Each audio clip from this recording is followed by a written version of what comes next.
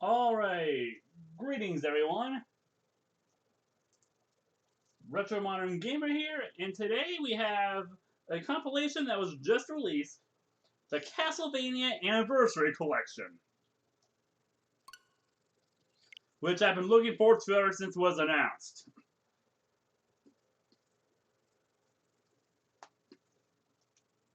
Yeah, I get for all this stuff.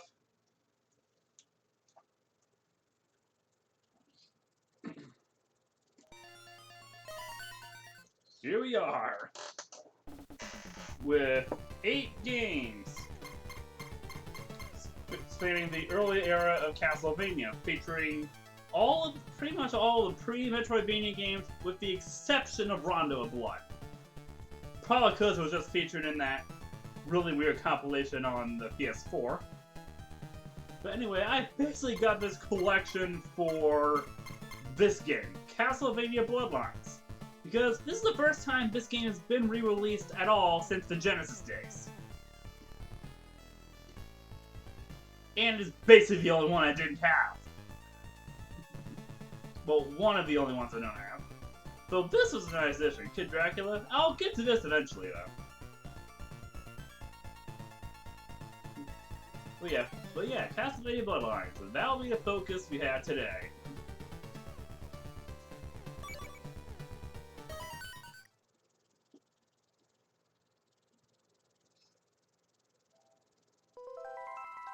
Okay, press start. Options. Whoa, whoa, whoa.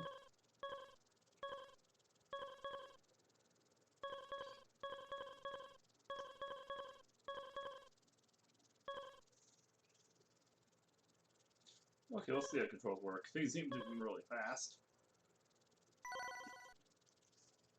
So yeah, Castlevania Bloodlines, which is set a little after the other Castlevania games. Well, except for some of the later ones. Because most of them are usually set in, like, the Middle Ages. Or in the centuries afterwards, like, usually up to, like, the 19th century. This is set during the 20th century. It was actually part of some sort of an attempt to connect the Castlevania series to this, the Dracula novel the original Dracula novel by Bram Stoker, or at least, even though the events are not entirely compatible, though it's easy to believe that similar events probably occurred in the Castlevania series. And here you have John Morris, who is supposed to be the son of Quincy Morris from the Dracula novel. So yeah, this is part of an attempt to connect everything to the book. Okay, let's try using Eric Ricard, also known as that annoying kid in Castlevania Judgment, and the ghost in Portrait of Ruin. So yeah, let's have some fun here.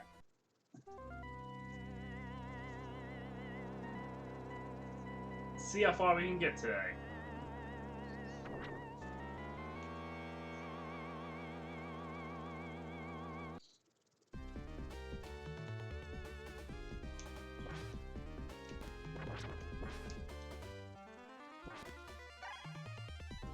Let's see. Okay.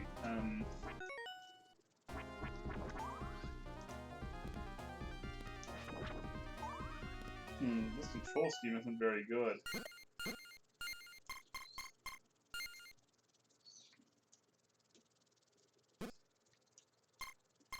I'll try that other control scheme.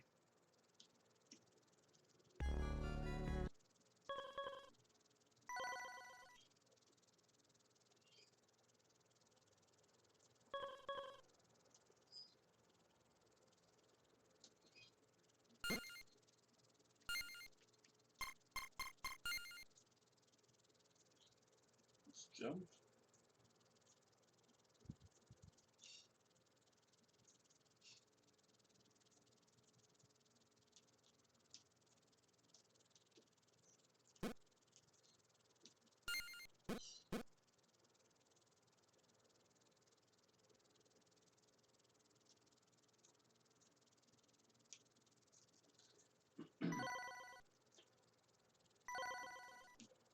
Okay, hopefully these controls will be a little better.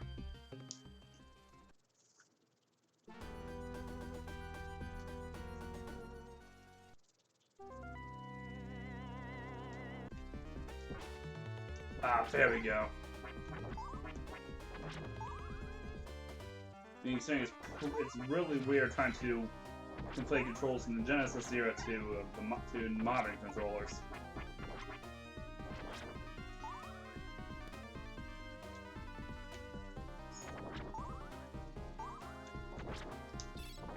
Of course, we have some changes to some of the items, like, for example, having the boomerang sword instead of the cross,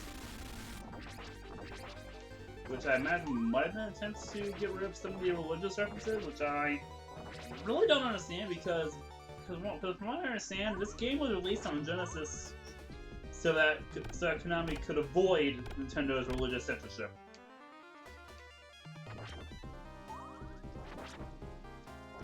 Let's see. So far, so good.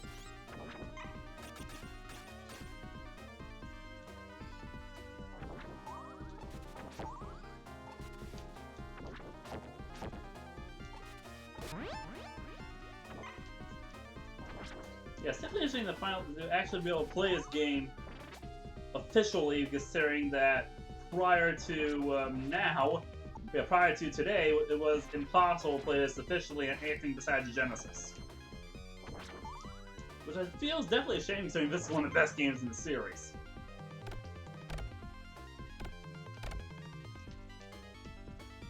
Or at least an interesting one to look at. Okay, they got rid of the cross, or they kept the holy water? Wait, that's a little odd. That's definitely odd.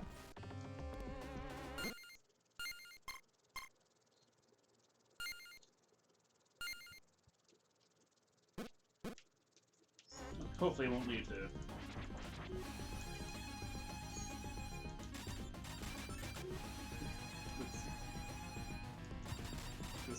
Okay, I'm gonna kill whatever this thing is.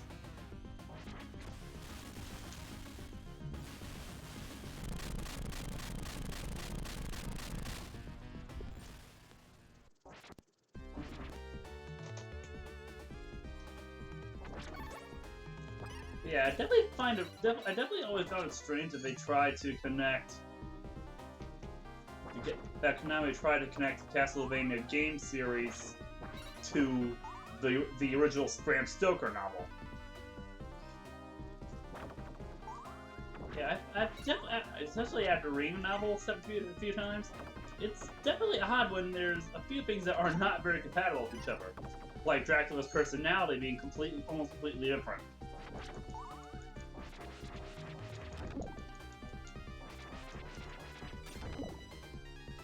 Though the presence of the novel, sort of in the Castlevania timeline, is what originally brought me to the novel back when I was younger, because I've loved this series since I was a teenager, or a little before then, probably.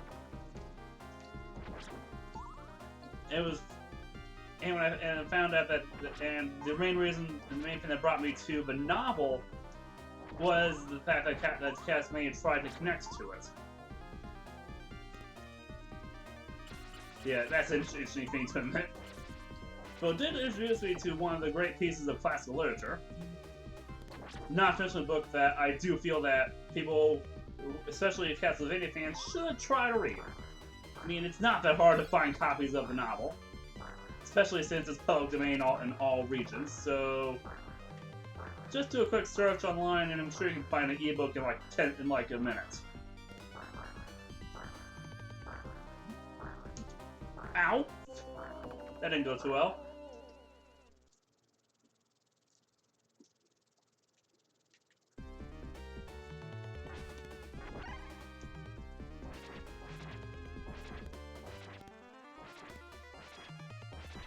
Yeah, it's not that difficult to find an ebook copy of the novel. Meaning saying that all copyrights to that book have long ago expired.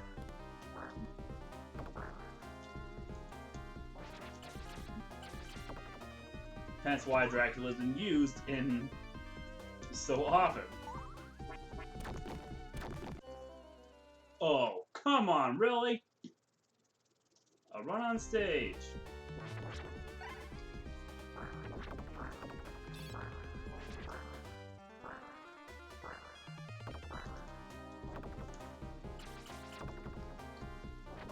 But yeah, it's definitely a game, though I do question parts of its connection to why I try to connect to Stoker's novel.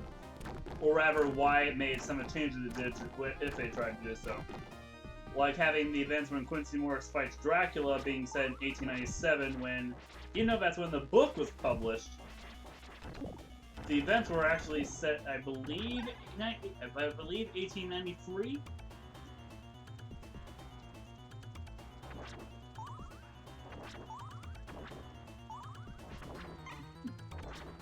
So yeah, they probably, so we fudged some of the details a bit.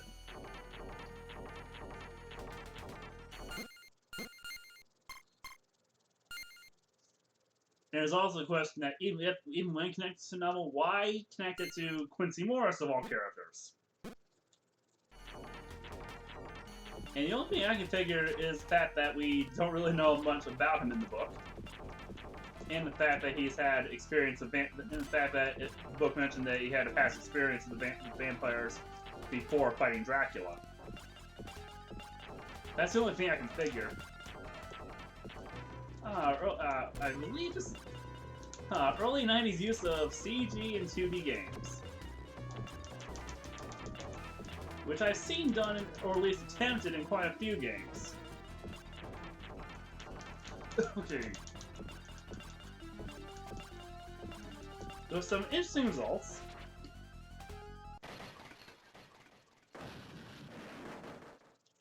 Okay, there's the glowing orb.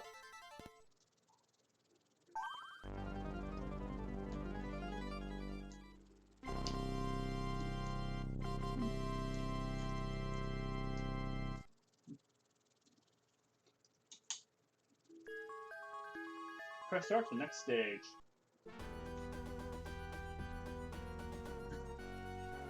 Oh, Atlantis. But yeah, the biggest, there's definitely a few strange aspects I find to the decision to include the events of the novel in the Castlevania timeline in the way they did. For one, the fact that for some reason they didn't have a time frame match up very well. And it's deciding to use Quincy Morris as opposed to characters like Jonathan Harker. Which, okay, let's try that again. I mean, I don't know if connected to him would make any more sense, but I mean, another big thing is the change in Dracula's personality between them. I mean, here we have in most Castlevania games we have his War in Humanity, where he has a completely different motive in the book. Not to mention he was trying to be more subtle with his attempts to get to England to find fresh blood. And considering that in the book he was hunted down and killed by a bunch of regular humans who weren't even vampire hunters, so yeah, that attempt did not work so well, and it did not exactly work in his favor.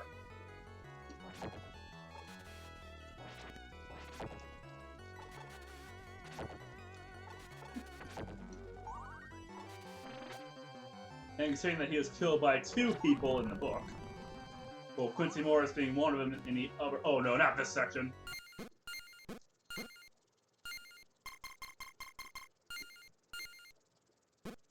Yeah, because in the book, Dracula is killed by 2 different people. A method that's very rarely captured in any film adaptations. And believe me when I say I've seen several.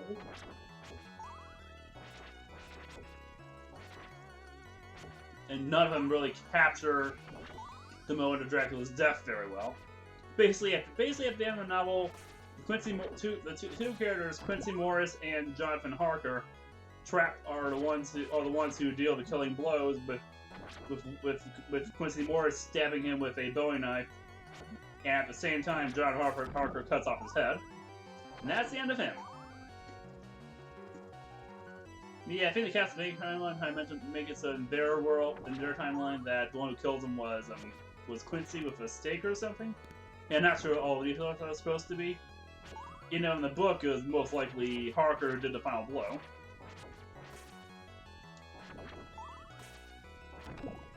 So yeah, in the book, he was just killed by regular knives. In the minutes just before sunset, when he was still vulnerable. Oh no, not here.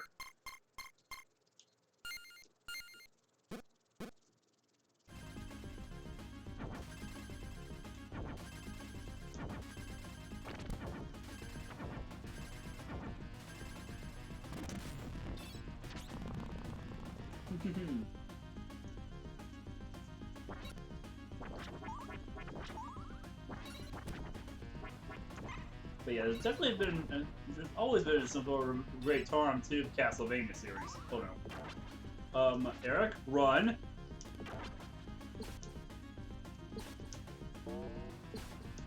That didn't go too well.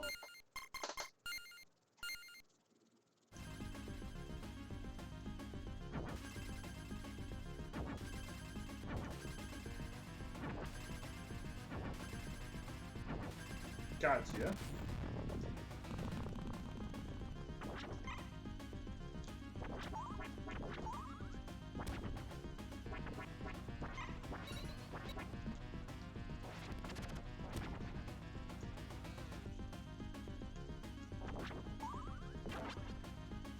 Let's see.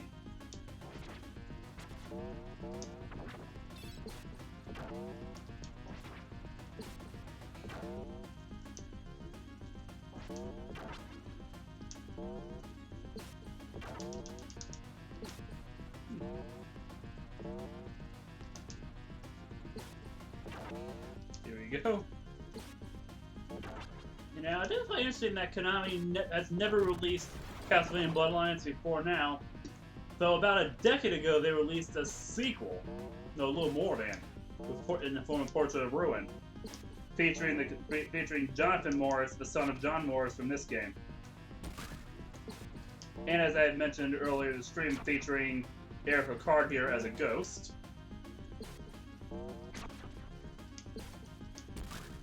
And as a pretty important supporting character. Yeah, it's just kind of strange that they did that, yet they didn't think releasing this before then was a good idea.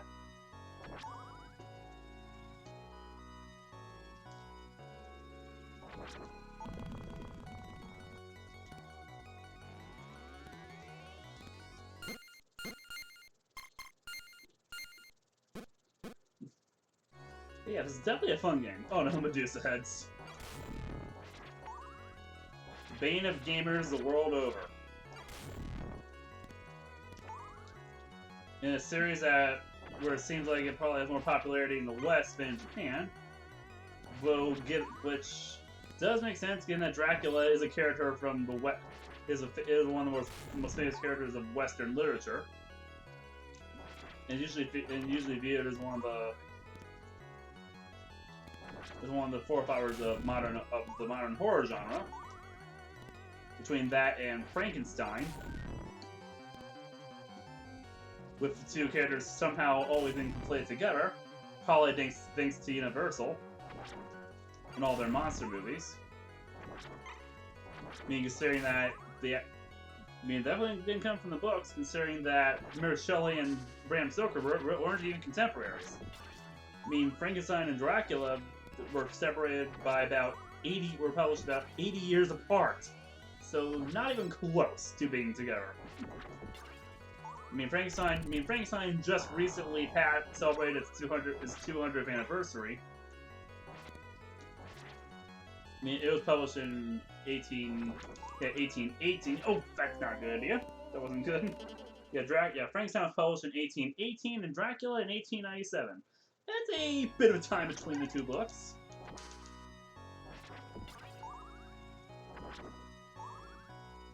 Not to mention, both characters have problems where they're never accurately depicted how they're on the books. Well, Frankenstein, there's no description given, though for Dracula, there is. and he's basically basically the description, at least at the start of the book, is an old man with a mustache who gets younger as the book goes on. And I feel like the only time his appearance is captured well in the Castlevania series was in most of the games, Symphony of the Night and onward.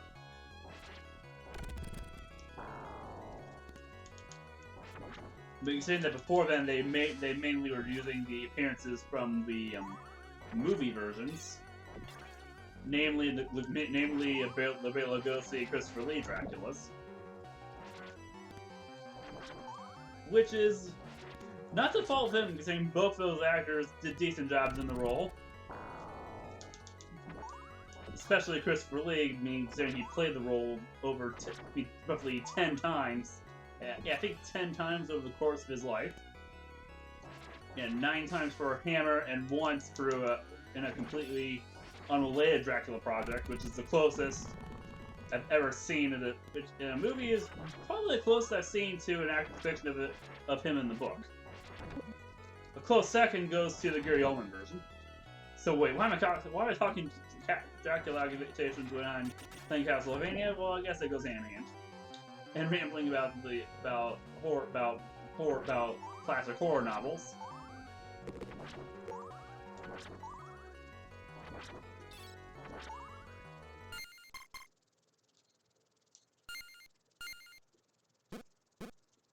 So granted, both Dracula and Frankenstein are definitely ones I'd recommend reading.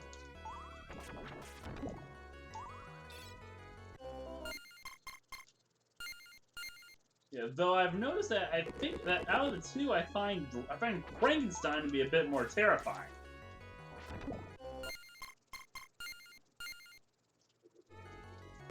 Probably because Frankenstein could actually happen.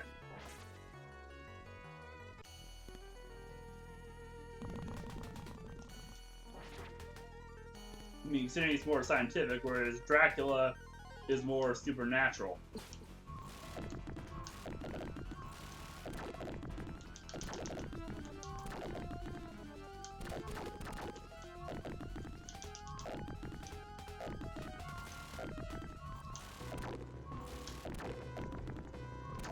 Yeah, not to mention some of the themes and whatnot, and the basic message in Frankenstein still holds true when the book is over 200 years old.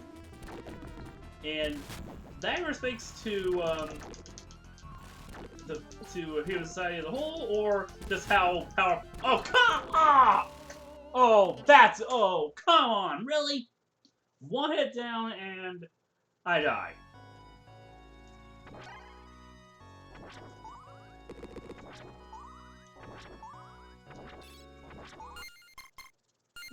Yeah, that happens. I mean, Castlevania is one of the biggest offenders. But yeah, right now I'm focusing on, for the Castlevania Collection, yeah, this game is the main reason I decided to get the Anniversary Collection. Because this game has never been released outside of its initial release in Genesis. Which, that alone was more than worth the $20 for me. I mean, especially since I had most of the other games here. Though, Kid Dracula is a nice inclusion. I mean, considering that the Famicom version has never been released outside of Japan. And having it released here with a new translation is definitely nice to see. I mean, who thought that Konami, of all companies, especially the way they've been lately, would even do something like that?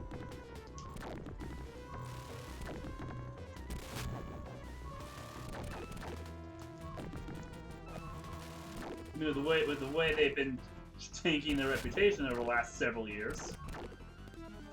So I guess there is some decency left in that company. But yeah, they released. I mean, yeah, I'll probably talk more about Kid Dracula when I get to that particular stream. Probably tomorrow or sometime. Or not tomorrow, then maybe maybe not tomorrow, but sometime over the weekend. Because I like that they translate it, because I mean, most of the game translation is not required, but there is one part where translation is absolutely needed.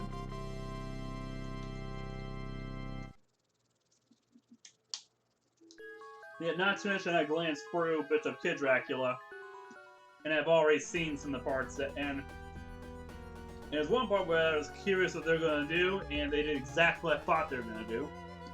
because there's a boss at the beginning of the game where they basically had to alter a symbol that was on the character originally.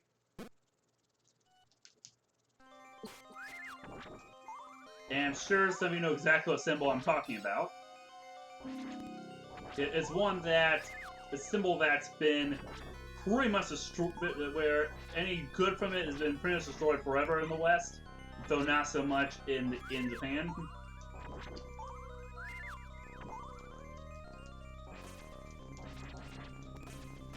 I'll just leave it at that.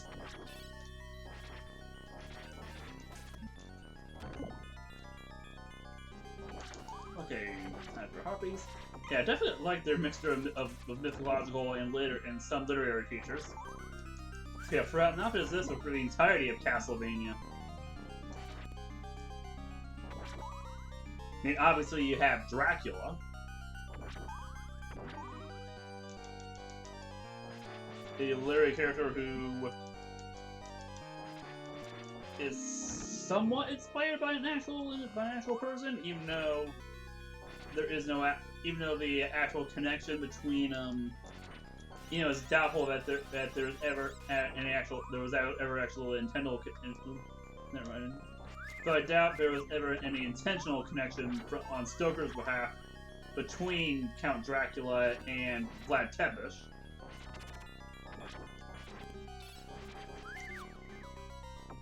Especially considering that, I mean, especially when researching parts of the novel, when it's clear that he only took the name.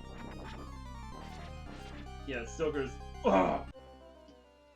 That didn't go too well.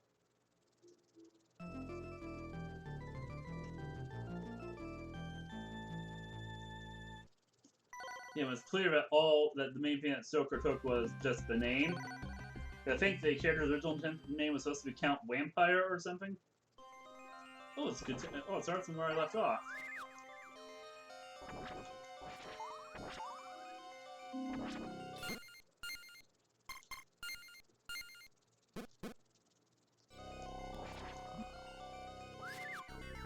Yeah, I think that was.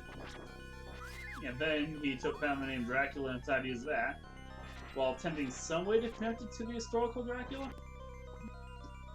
Even though the historical bits he did have, I think he actually conflated information about Vlad III with Dracula's father, Vlad II.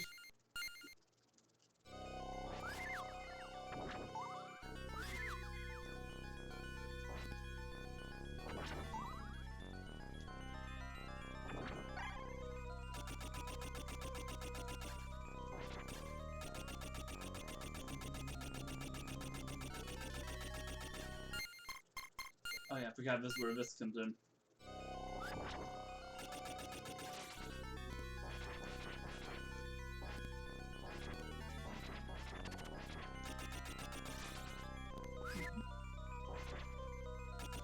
Yeah, but definitely go. Yeah, Castlevania has always been a nice mixture of historical and literary characters. Or rather, mythological and historical characters, like, or historical, no, not historical, mythological and historical, okay. Actually, a mixture of all three. Mythological, historical, and mythological. I mean, for historical, you have here in Bloodlines, the main villain being a woman named Elizabeth Bartley, who is based off of, who I believe is supposed to be based off of the real-life Countess Elizabeth Bathory, who is just, if you really want to feel disturbed, look up what that woman did. What she actually did, not what she was famous for with the whole blood thing.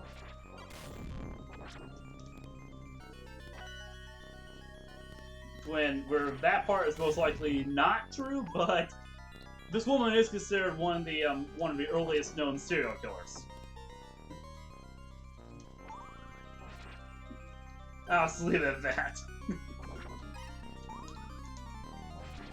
So yeah, they have her in here, and for mythological, yeah, we have mummies,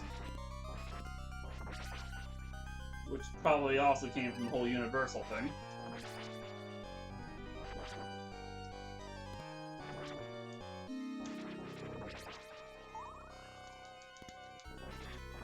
I mean, considering how popular their movies are, at least the monster ones. Even if most of them have very little to do with the with their source material. I mean, okay, mummies there weren't really source material. But yeah, Dracula and Frankenstein were only very loose. Were both very loose adaptations of their novels.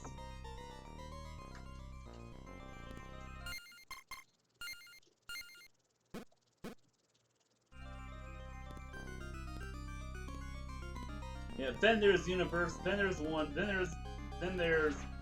Phantom of the Opera, which Universal adapted twice.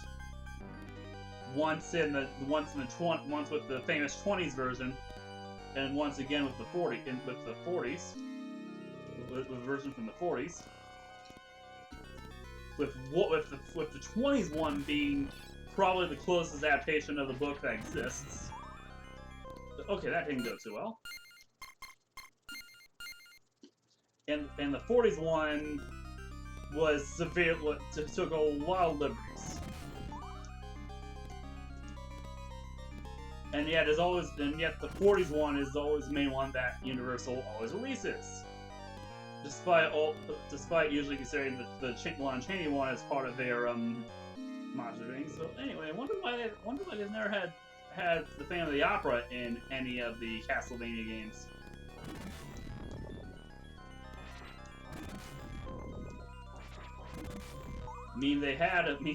Some of them had the bloody invisible man. As in H.G. Wells' Invisible Man. Probably because Universal also made a movie with him.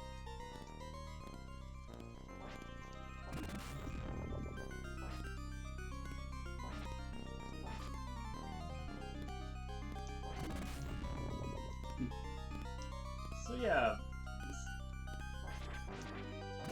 Yeah, something interesting. Like I mentioned before, I like how this game's early use of what I believe is some form of CG. I mean, I've seen a lot of Gen 5 and a lot of Generation 4 games. Then there was Generation 5's very weird 3D to 2D to 3D translation. Or transition.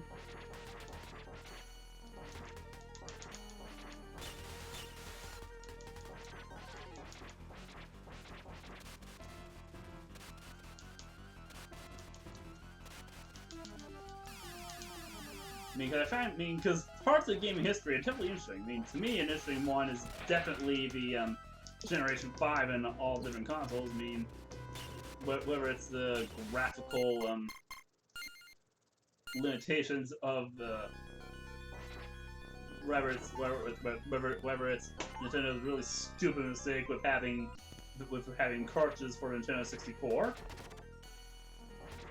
Where they lost to the somewhat technically inferior PlayStation,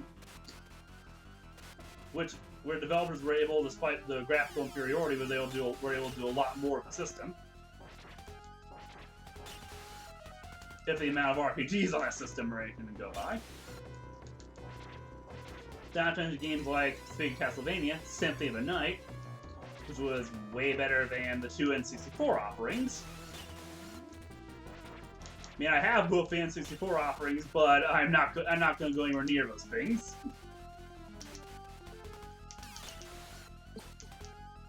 I mean, for one, of all Nintendo consoles, the Nintendo 64 is probably my least favorite. Mainly because, and not necessarily because of the games, but because of that god-awful controller.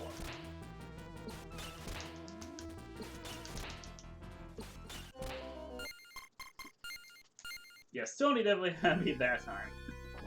I mean, as much as I like Nintendo, I mean, given the fact that I have a Switch here.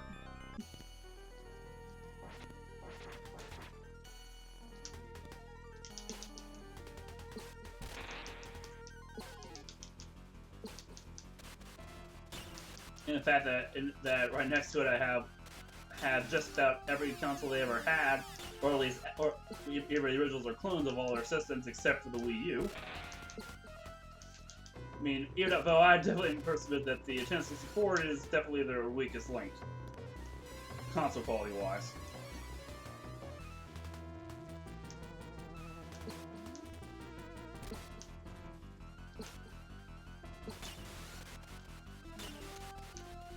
And as much as I love the GameCube way more than the N64, I still can say that the Generation 6 of the best console was the PlayStation 2, which also had a few decent Castlevania games.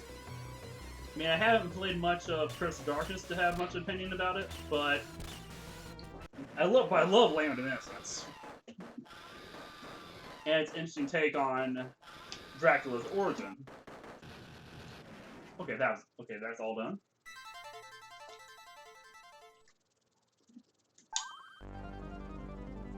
Yeah, that's the fun of some of these streams. I can just go rambling about various things. Be it movies, games, works of classical literature, that all somewhat have something to do with this game. Okay, stage 4. Yeah, they all have something to do with this game in some way.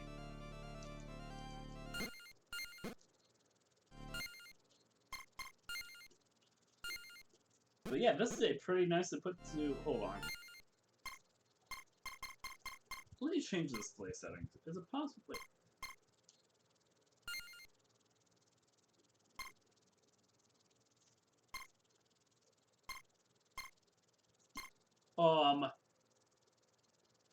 These better not be all the options you have, Konami.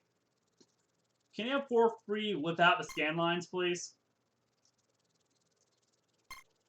Yeah, 16:9, which is questionable. So wait, okay. As much as I love this compilation,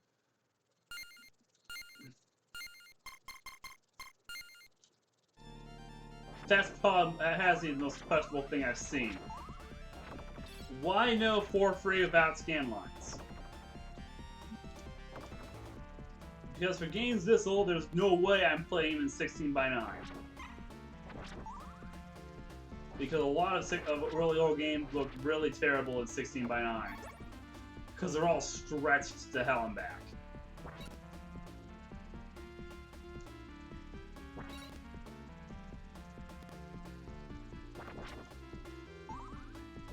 And yeah, while I'm a guy who's not totally picky about picture quality, aspect ratio is definitely my big thing. It has to be the original, which I feel should apply to movies as well. They should always be in their original aspect ratios. I mean, now it's easy to do. But anyway. Okay, I need to stop rambling.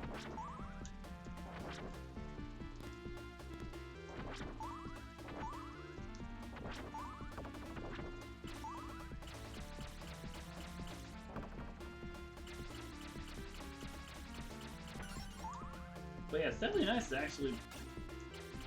Yeah, I'm definitely enjoying being able to officially play Bloodlines.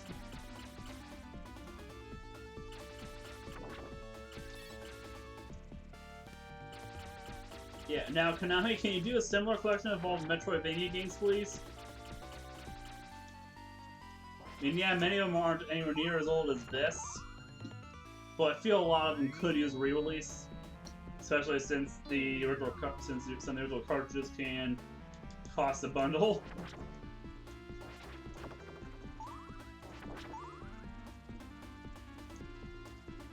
Not to mention the fact that trying to get the Game Boy Advance versions of these games can lead to problems, given that the Game Boy Advance is a system where, for some reason, some of the games are extremely easy to counterfeit. Especially popular ones like the Castlevania games. Well, namely Aria of Sorrow.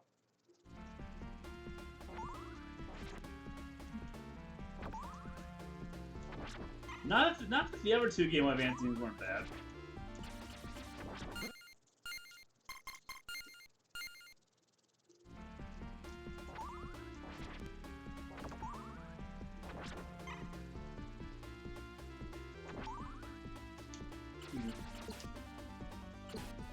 Yeah, now I've always viewed the Metroidvania style games differently from the 2D style games. I mean, for example, when I rank them, I always try to keep them separate because I feel you can't really compare them.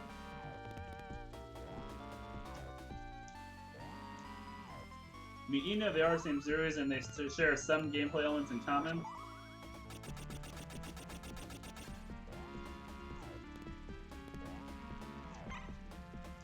I feel it's best to try and keep. Oh, that didn't go too well. Yeah, I always try to separate them. It's hard to say, and it's hard to say which I prefer. I mean, I do have more fun with the classic style games, but I like some of the Metroidvania style games.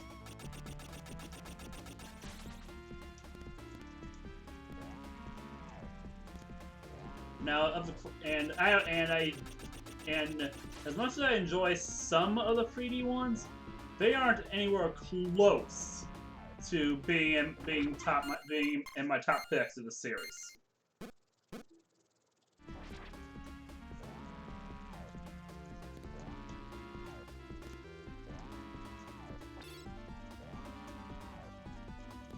The only ones that would come close to be the PS2 would be the PS2 games.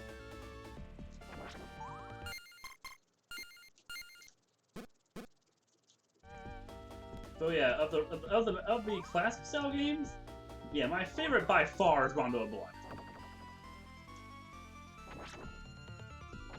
Probably because it's the most refined of the bunch. With a close second favorite being Super Castlevania 4. Probably one of the best examples of how to do a remake properly. Even though gameplay-wise, it's entirely Super Castlevania 4 is more or less an entirely different game. It's just a story that's identical to the original.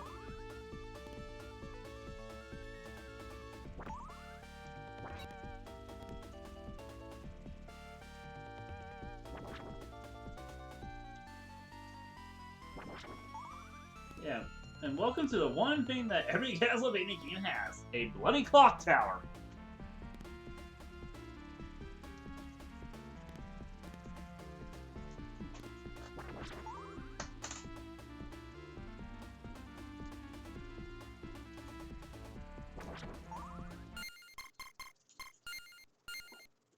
And no Castlevania game is complete without a clock tower, isn't?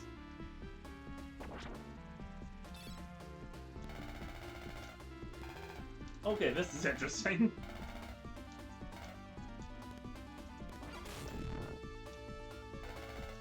Okay, it must have been a while since I played this. Because I don't remember this.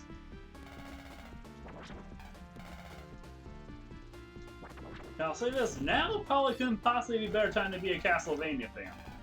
I mean, you have this, and about a month or so, we have Bloodstained Ritual of Night finally coming out, and I'm hoping it's good.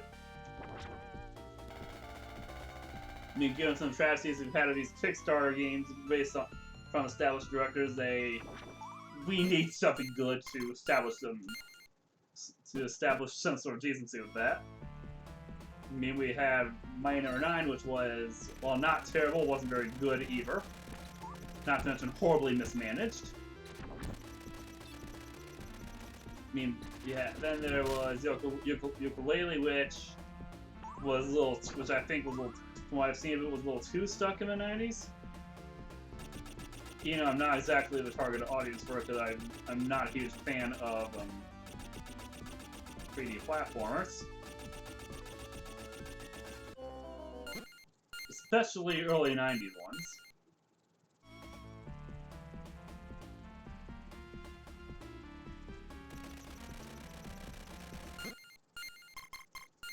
Yeah, especially ones from the early 90s. That didn't go too well.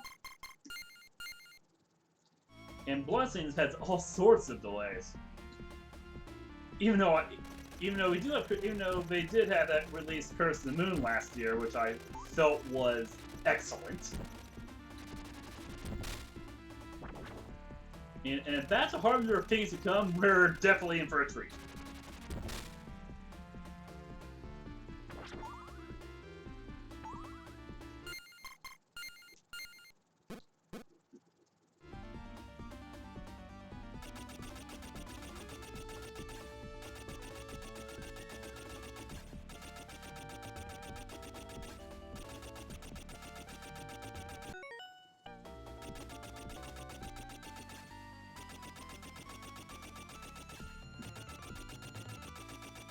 So yeah, I'm hoping that turns out well for Joel and I.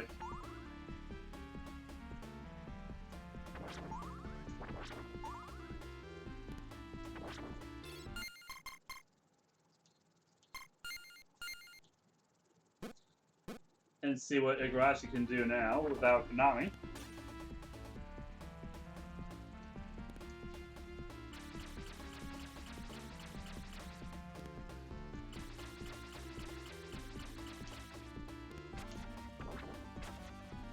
I wonder why his game took such a long time. I mean, I know games take a long time to make, but it feels like this took a little longer than they were anticipating.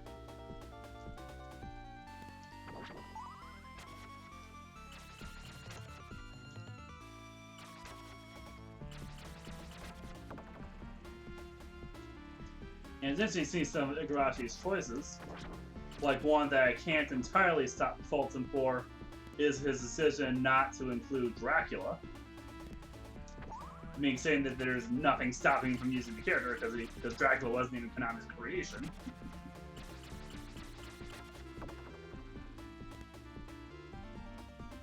I think he said the reason for that was to avoid making Bloodstained feel like a complete Castlevania clone.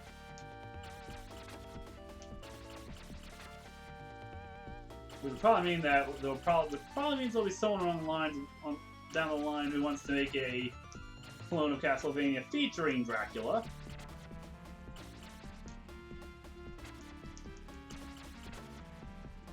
Which I would definitely be all for.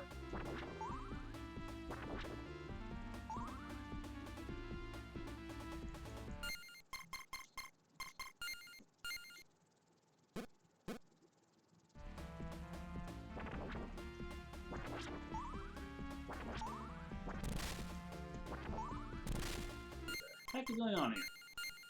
All the gears.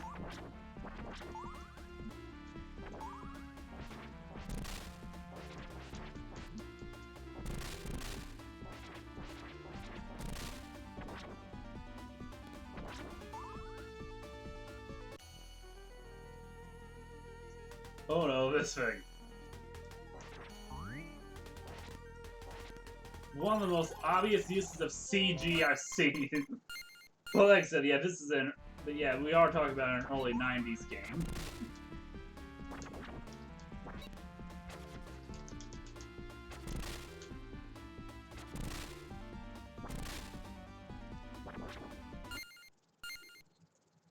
And using these pre-rendered CG things in a 2D environment is definitely interesting to try. It's definitely an interesting experiment for Konami to try.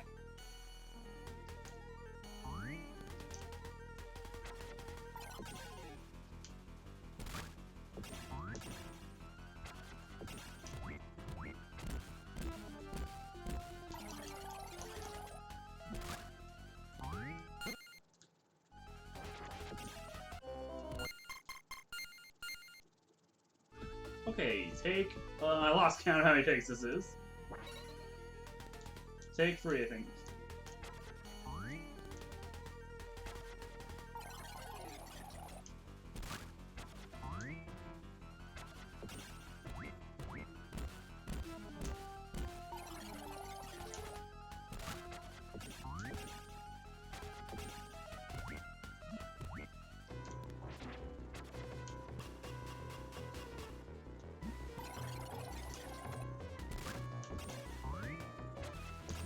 Okay, this thing is just not dying.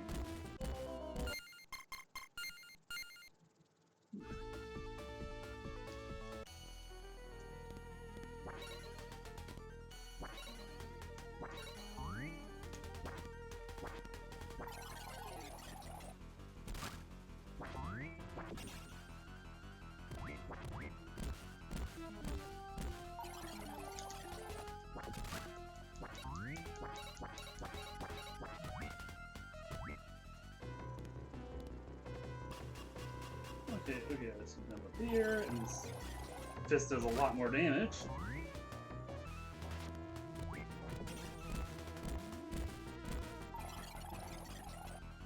Okay, that didn't go too well.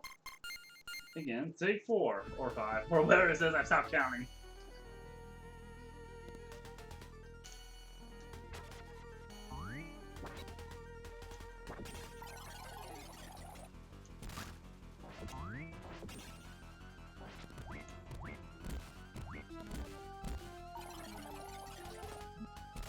What the talk about a rock in a hard place?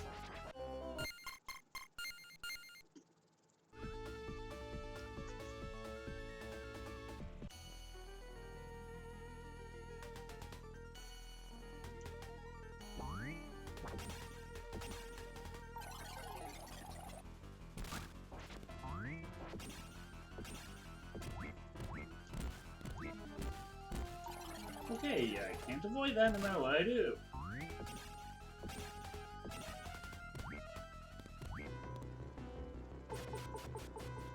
Okay, that was easy to avoid.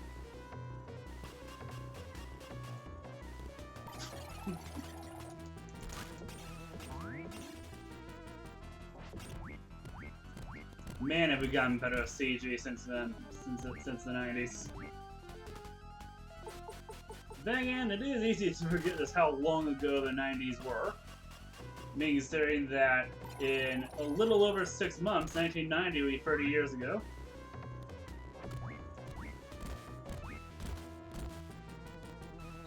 Which I'm sure is not a date that a lot of people would like to be reminded of.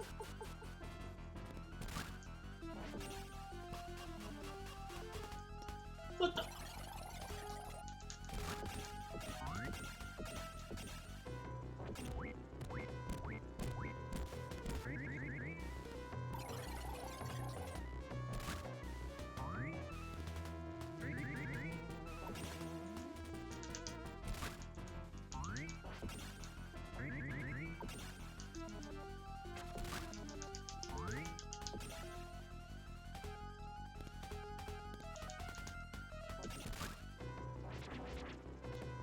Yeah, let's see, what do we have here? And what is this thing doing? And can I kill it?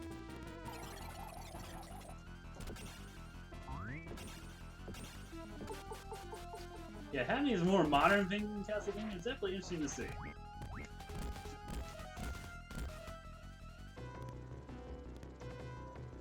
Okay.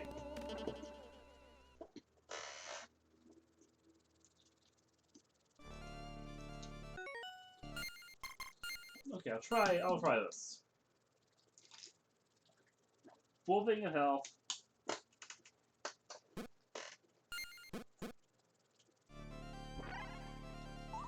Hopefully the holy water can do something.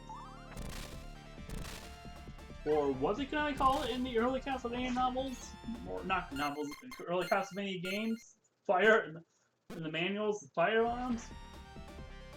Yeah, something tells me not a single person bought that.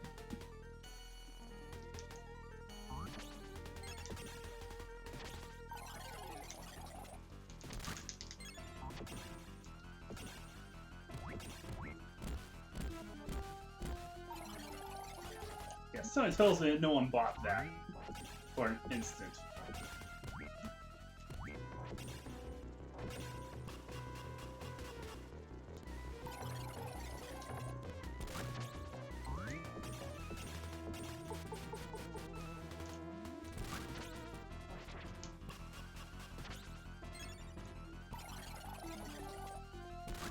See.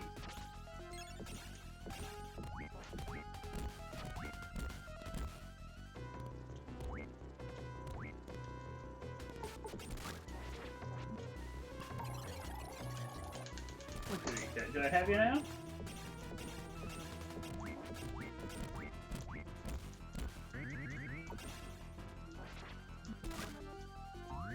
I think so.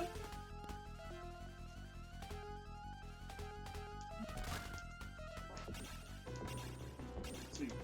Die already! Oh! Stop doing that! When I have you, and then all of a sudden I'm dead in 5 hits. Or in 5 seconds.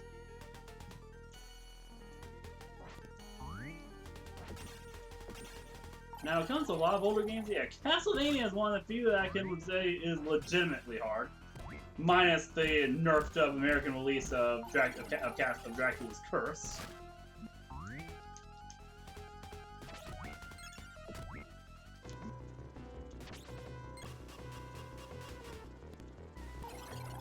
Because most of the Castlevania games, their difficulty comes from actually being well designed. Where if you look at a lot of old games, a lot of their supposed difficulty comes from just being outdated design mechanics, and this being, or in some cases like Battletoads, just not being a well-designed game. But anyway, yeah, most of the Castlevania games are all well-designed. Unless we're talking about Castlevania 64, whereas, yeah, that was just rushed out.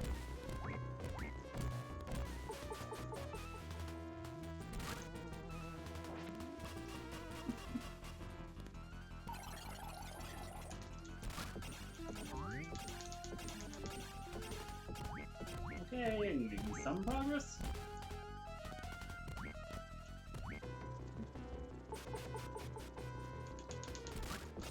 Does this thing ever die? And I know there's a health bar there, but still.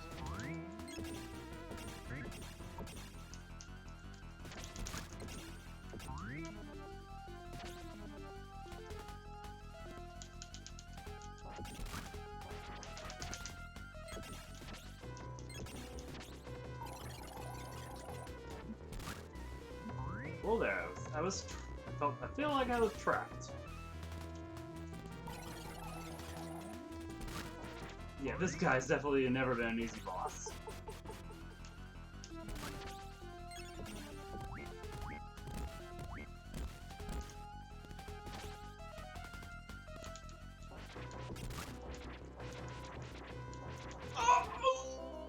Okay, that really stinks.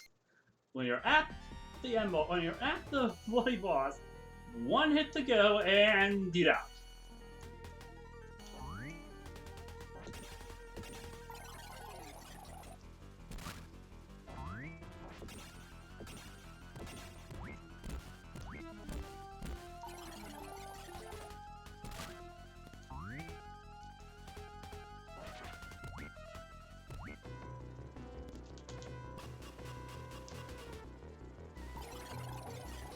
Okay, not yet.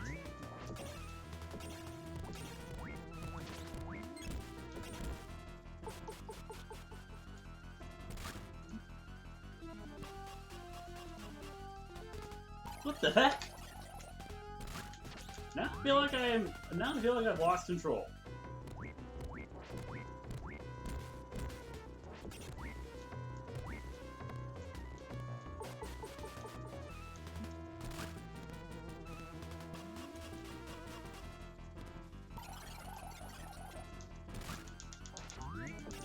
Die!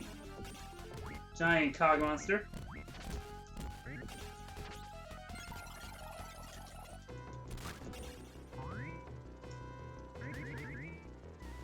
Okay, that feels like it was targeted. Okay, no jumping.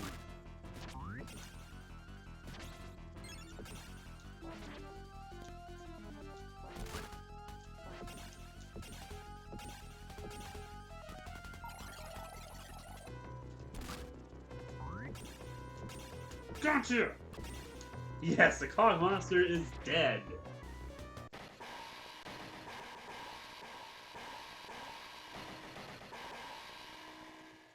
Okay, there we are. Now, can we at least get to the Can we at least get to the castle?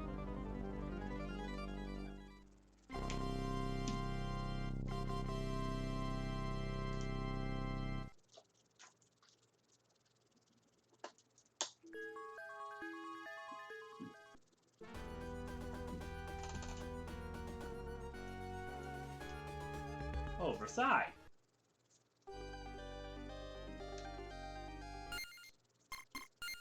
You're really bouncing all over Europe, aren't you?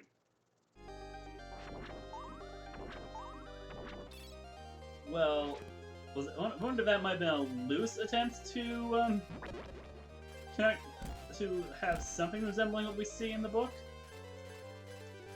Considering that in the Dracula novel, that a good chunk of the final act, or rather the entire final act,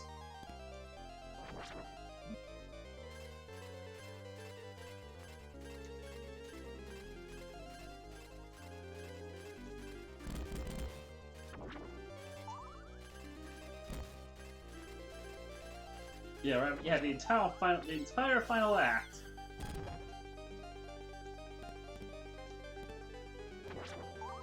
revolves around a whole bunch of characters in the book tracing Dracula across Europe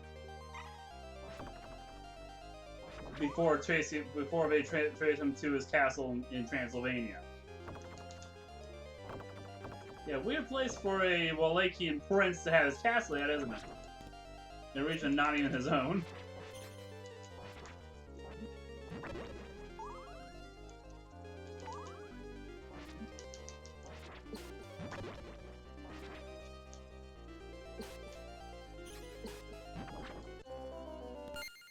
Okay, I have no idea what's happened.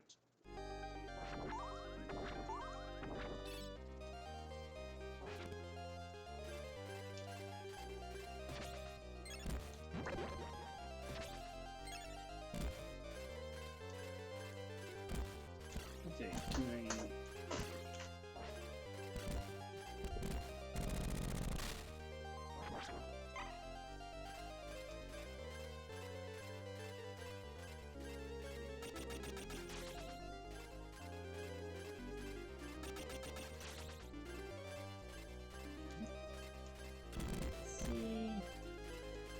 okay, display settings.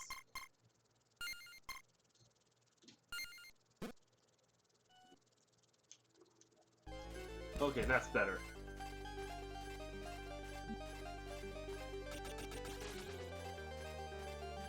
Still, weird that they don't have a for free about scan lines listed. Thing, and they also have. Okay, now I'm being. Now they also have original and pixel perfect, so. What's the difference between those?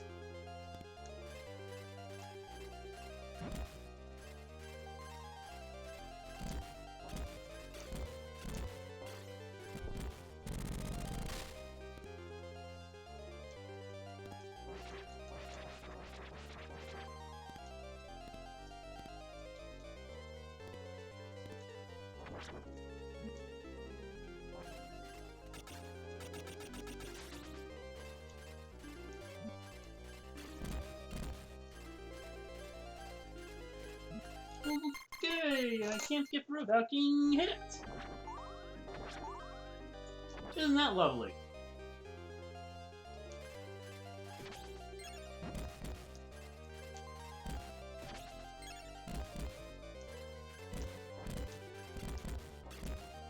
Okay, goes Rose.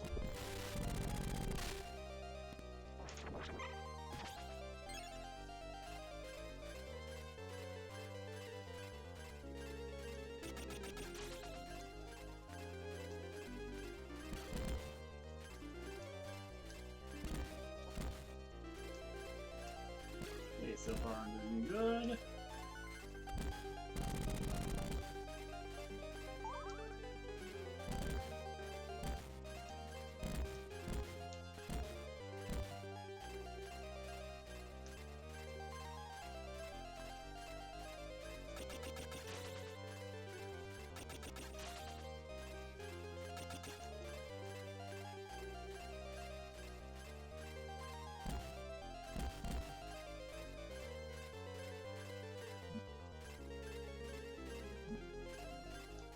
Okay, I made it past, but I don't know how.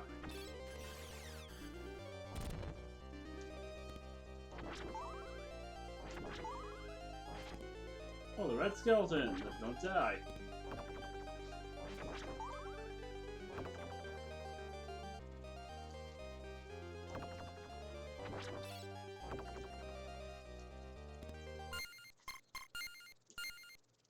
And Dracula always has this army of skeletons available. What does he do? He just raids every graveyard in Europe? though to be fair, there is no shortage. I mean, with a not necessarily anything against Europe about violence or anything, but we are talking about an extremely we are talking about some extremely old countries.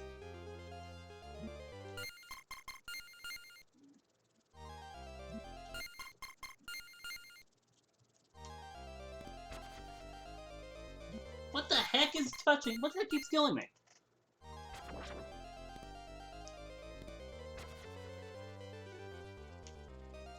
What? Am I being killed by the air?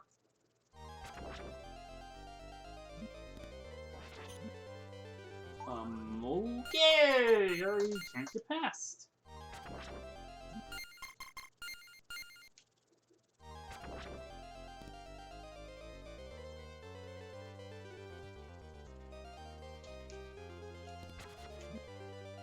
Whoa, even though you are getting hit, right?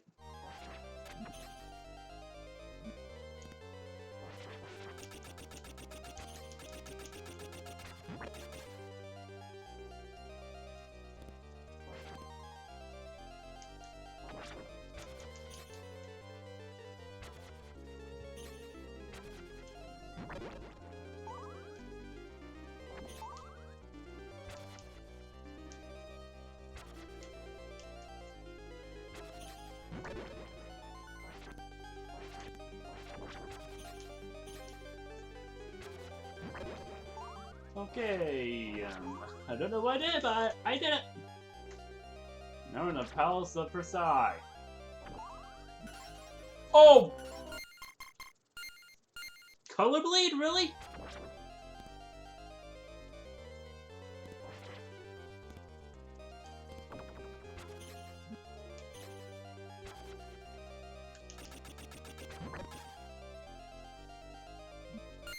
We're seriously gonna have color bleed.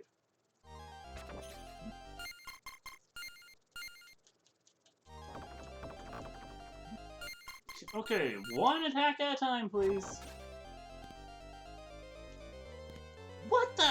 Game, calm down with the attacks and let me get through something.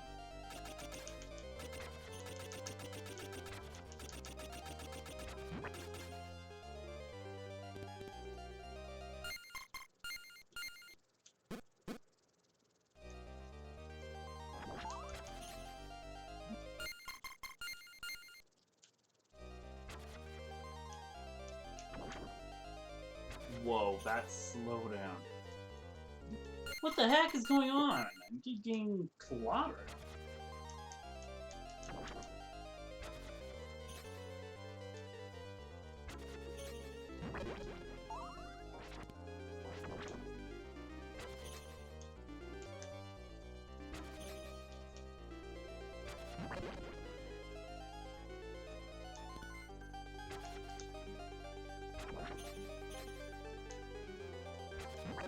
Alright, here we go.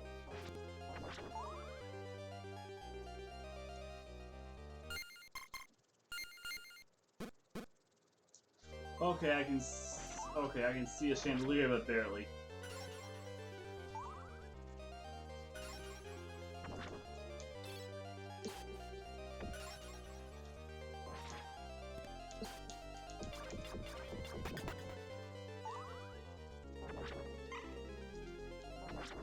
Okay, the axe armors.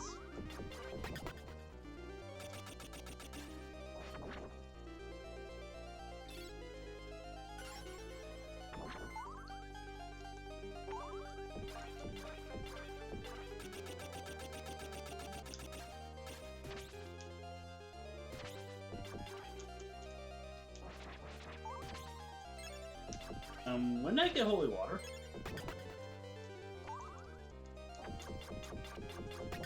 Oh, whoa.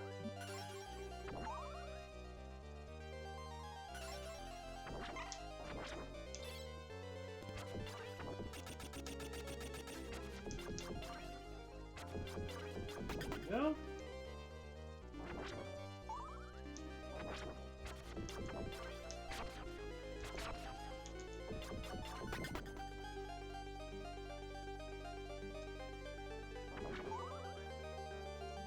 Here we are.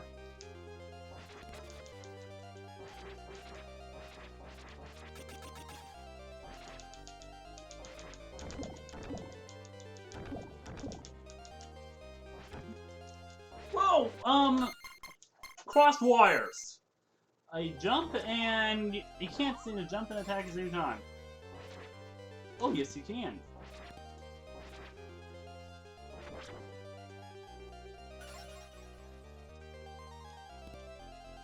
Oh, can you have one thing at a time? Okay, I can't tell if I'm just. Ooh, that's one way. That's one way to kill those things.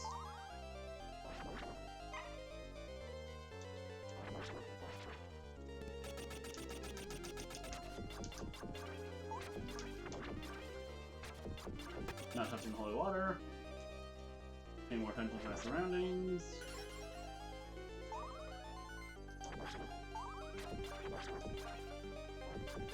Gotcha.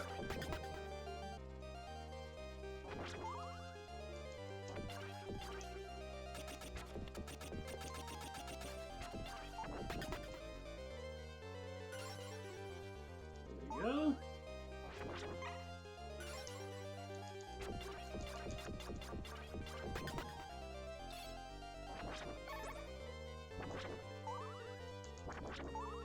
Oh my! Oh! Can you? What the? I go from the getting pretty fun hit, then the next moment.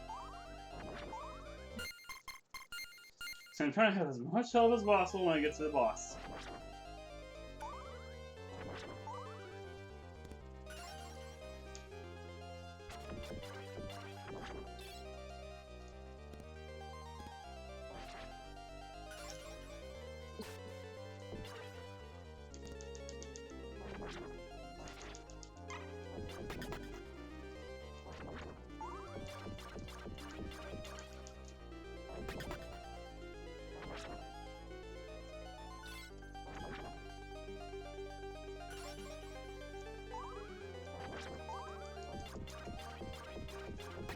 Go.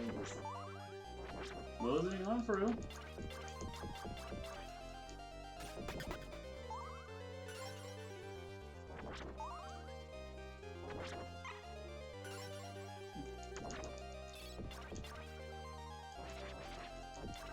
Here we go.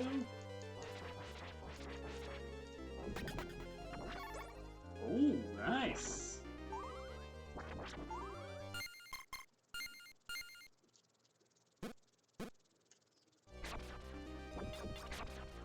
Is there a way to move?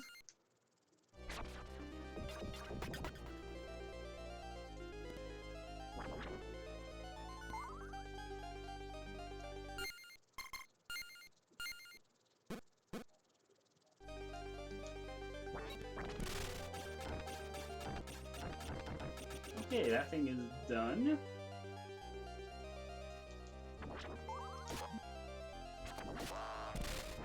Wait, where did my thing go?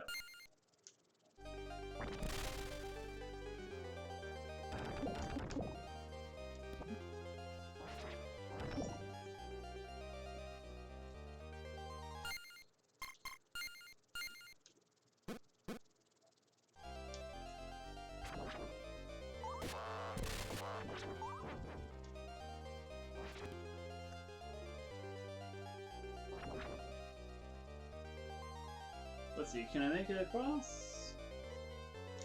Nope, I just died.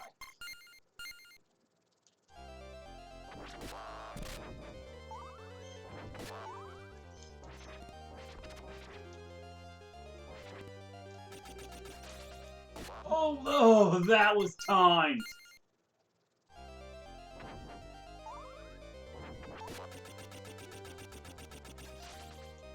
Oh, this is timed. There's no way this wasn't timed.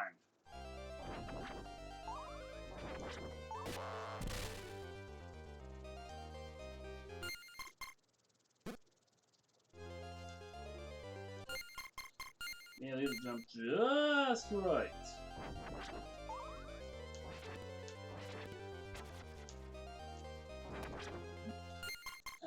Why can I get free without getting killed, please?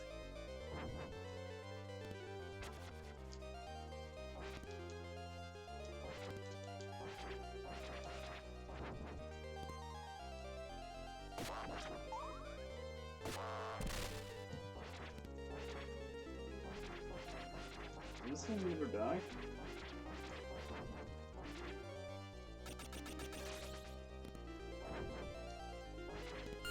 Okay, I'm just trying to avoid repeating sections without that. Oh, come on!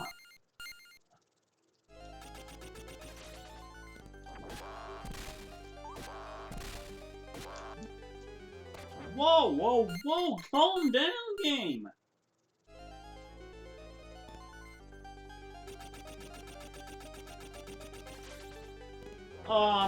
Wait, I was facing right, and I ended up turning left?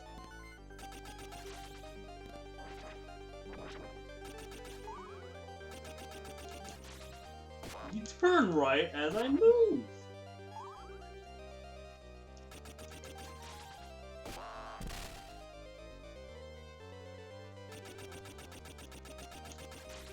Oh! Okay. That's just not good design. I thought you were doing well. I thought you were doing well. Okay, I'm not getting anywhere.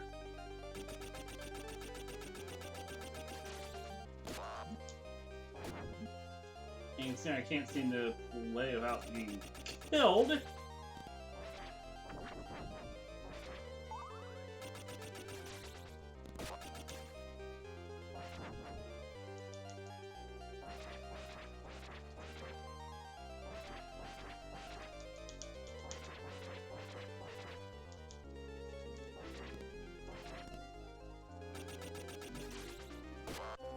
There's going to be a trick.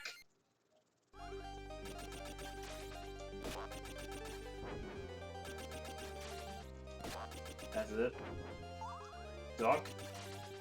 That's the big secret. Duck.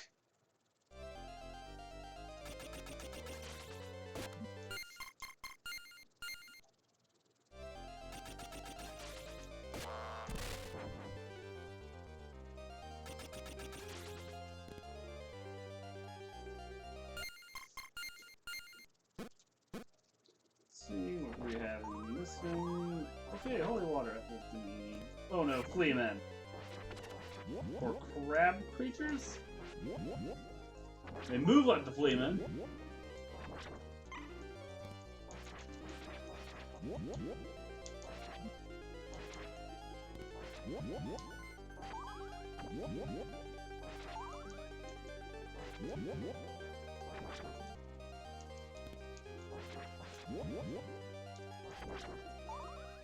Let's see.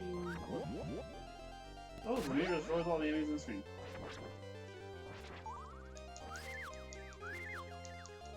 Okay, these little buggers. Who happen to go who are just small enough to avoid the lance.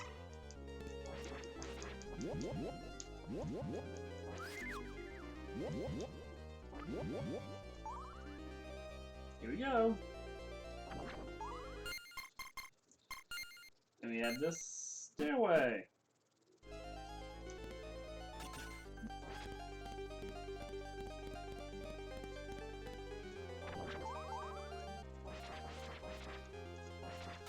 Whoa! You go just outside and then I die.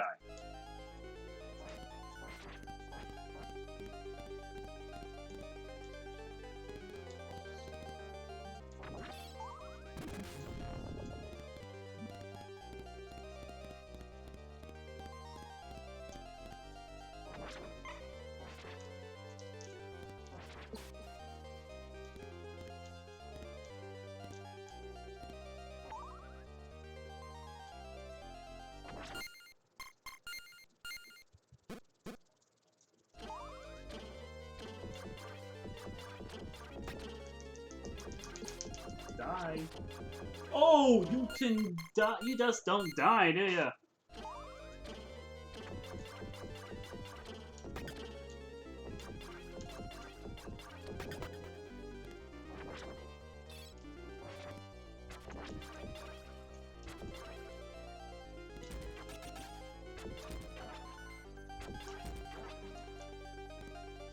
Okay, now the enemies are back to the Castlevania style of taking forever to die.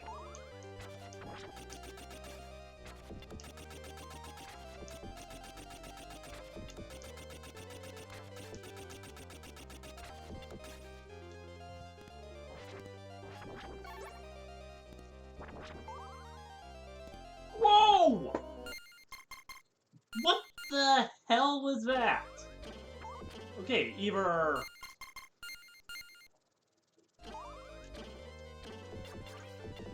What the... That was a murder. What the... I had it, then all of a sudden I was on a roll. What the heck is going on?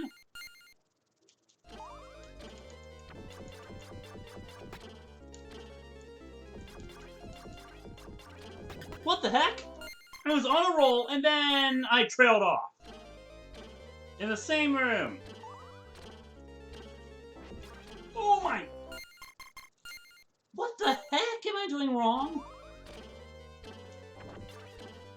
Or maybe I'm relying too much on the save states? Because seriously. I was doing very well, and then all of a sudden I wasn't? In the same room.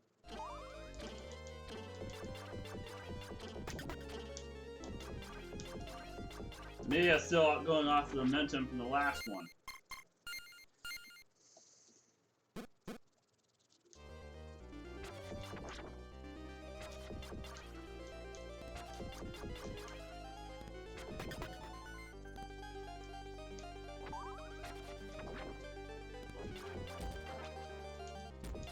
Okay, got past you.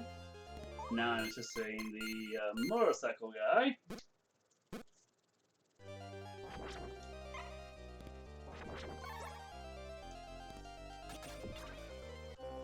Wait, first hit him, second one to not.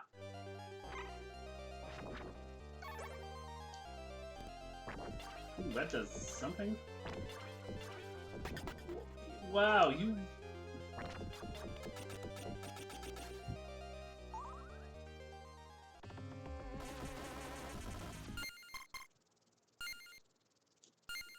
Okay, how did I know it was a boss?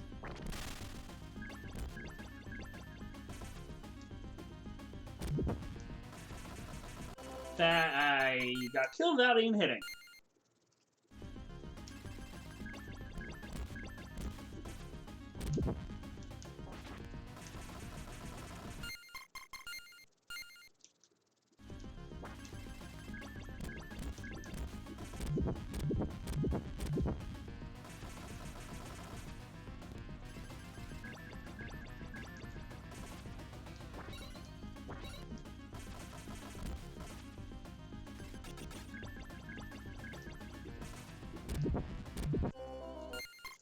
Okay, it's an interesting way to arrange your game.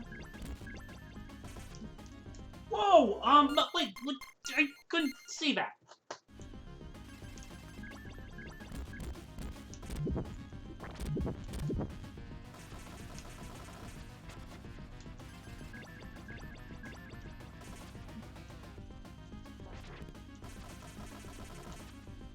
Okay, this two-faced thing. I might as well die. I wasn't going anywhere.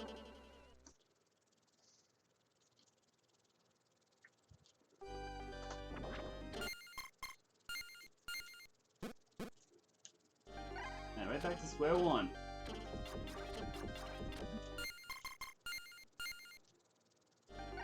But I still can't move without getting swiped every 3 feet. See, here I am.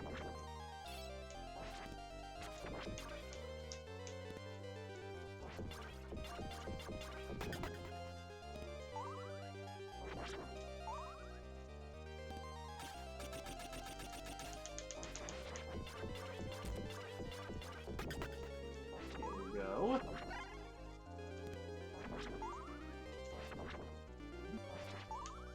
Whoa!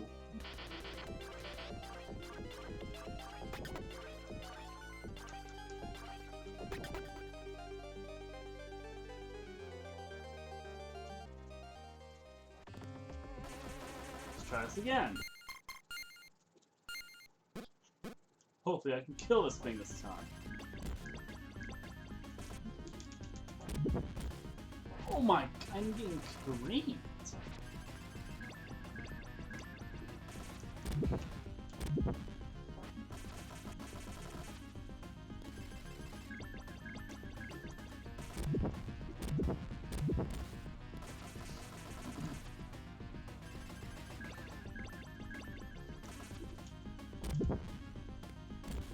Okay, almost there. Gotcha! That better be the end of that. And it's not. Ugh.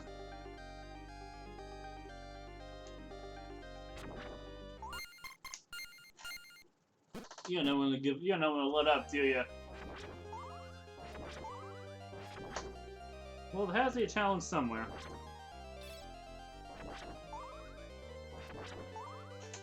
Oh, geez, an hour and a half.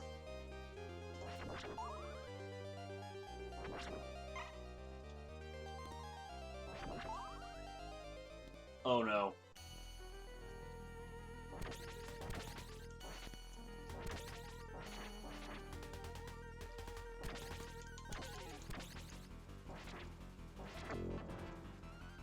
I think Togo, they want their monster back. I think they want Mafra back.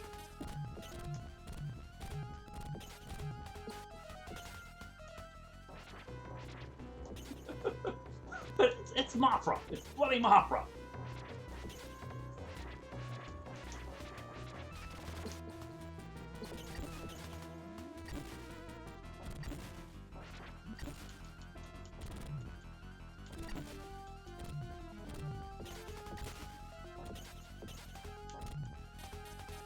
Does she not die? Does she not die?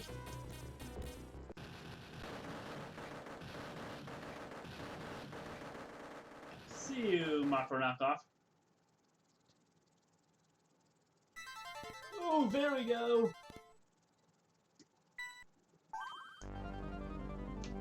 Stage 5 cleared.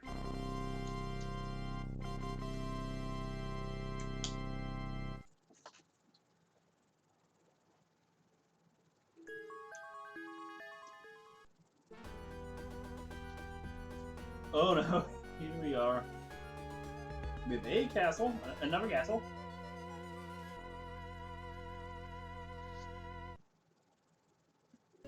Final stage start.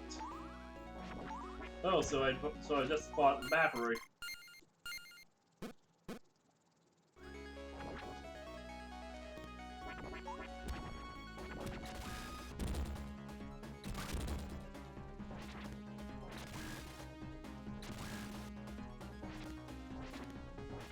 So might as well finish it.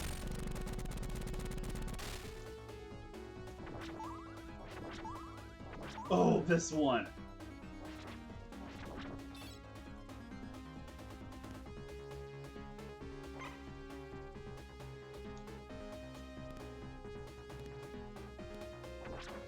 Yeah, this must be an interesting effect, but I can imagine this. Was it the best idea to do something like that? Cause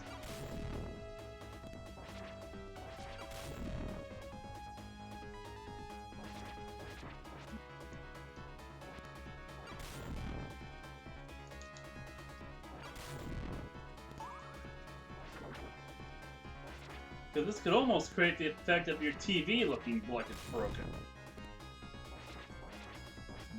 Heck, okay, now I wonder what this would look like on a broken TV. Where it looks like this, on regularly looks like this. What the? Whoa, whoa, whoa! One hit and I bumped down several spaces into my death. This is a really this is a nightmare.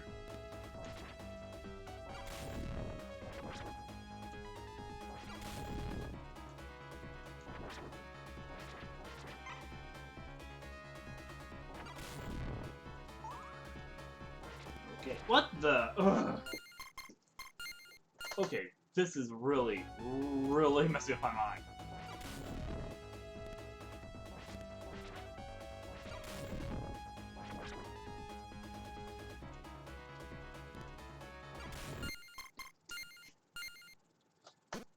Not up to one where if you don't, like I said, if you don't know it's supposed to do that, I can imagine there are probably a lot of people in the 90s who probably saw a scene and thought their TV was broken.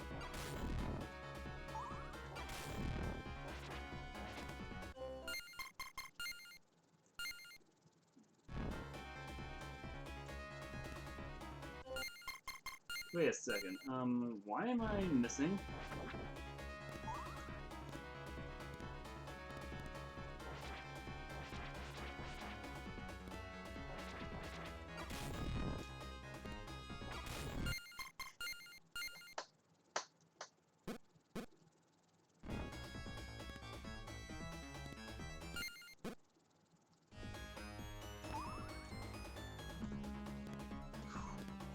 That was over. Oh, that's over. It's not one thing, it's another. Now it's upside down.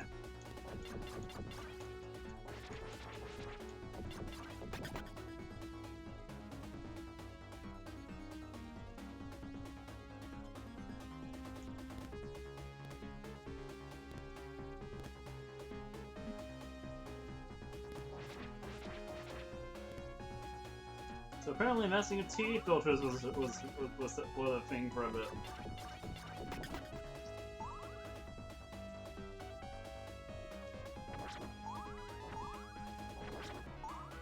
Okay, Def, where are you? With your cards.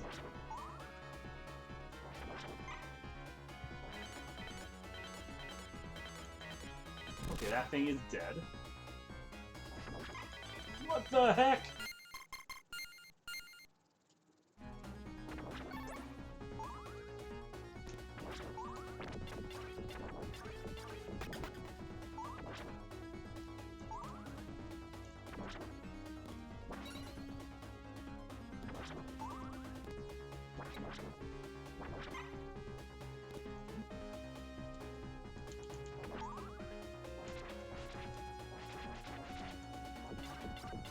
Go.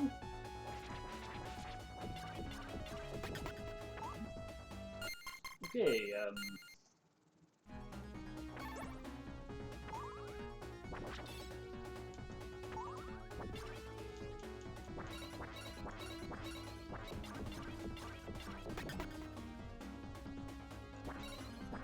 so far I got something done.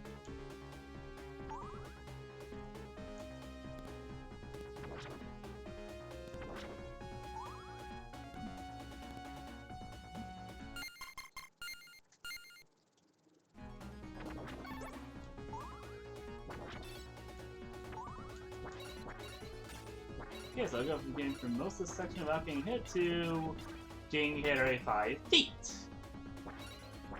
So we've already, my momentum was used up there.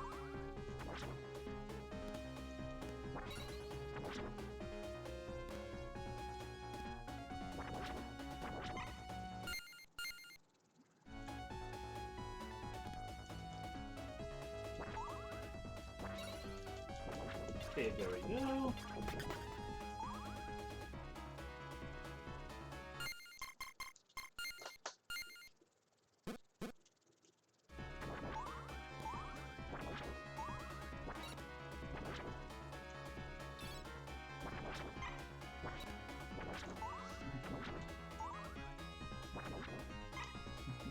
Man, this version definitely runs pretty well.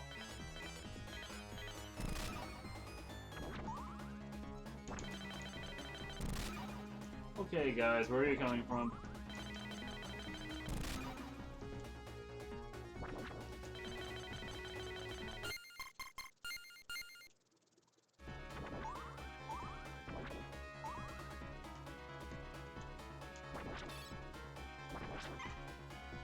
Okay, where are you?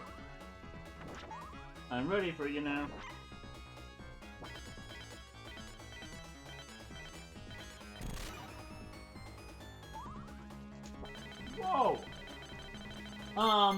I did hit you right, and I didn't just sit there and...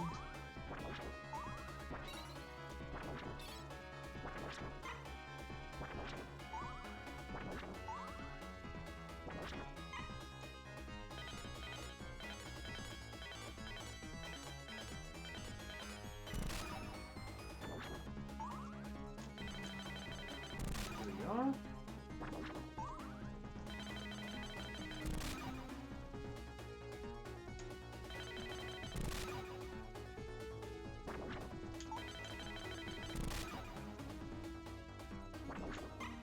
Okay, who's next? Is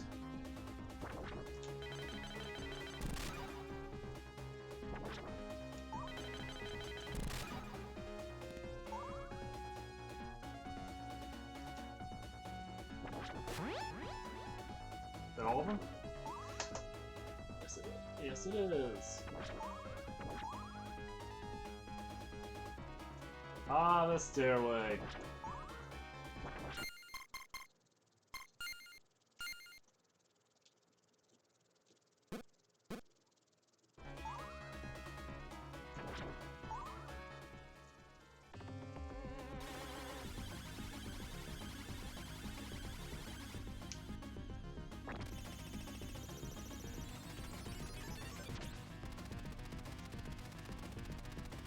Okay, time for bosses. It's time to relive from boss fights.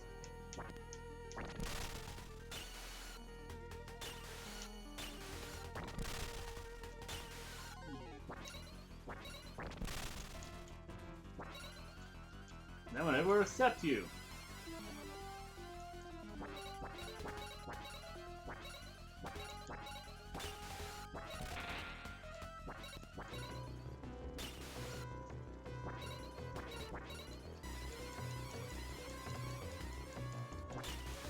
So apparently, Canonical passes from Mega Man. When it comes to the whole reliving the whole reusing boss fights at the end of the game.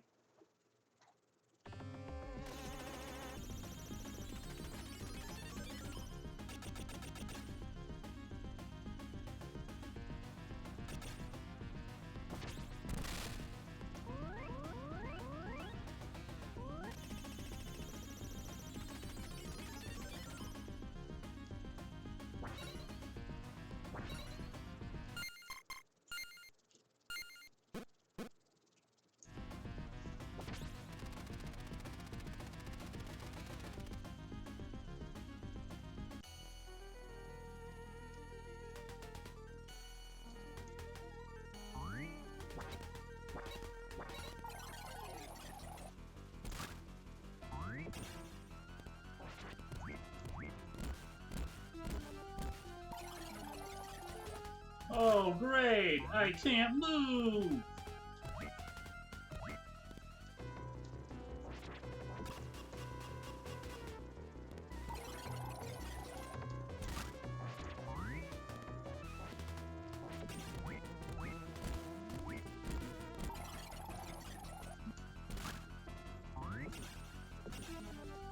Let me try one of the other bosses.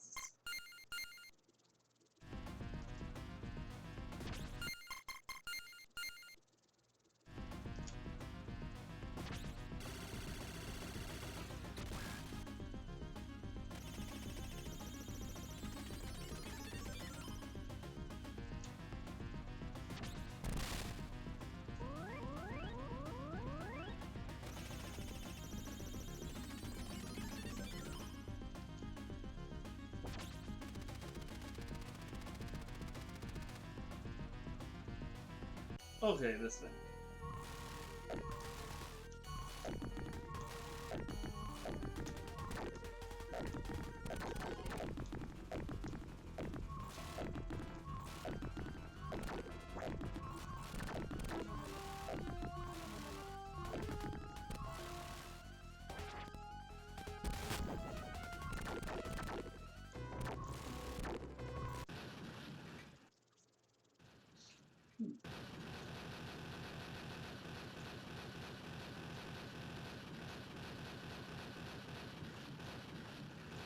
Okay, that's done.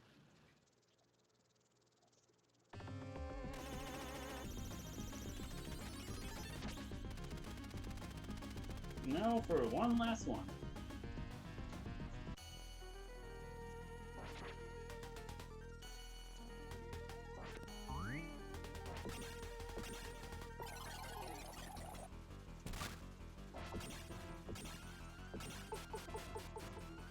And then Dracula himself.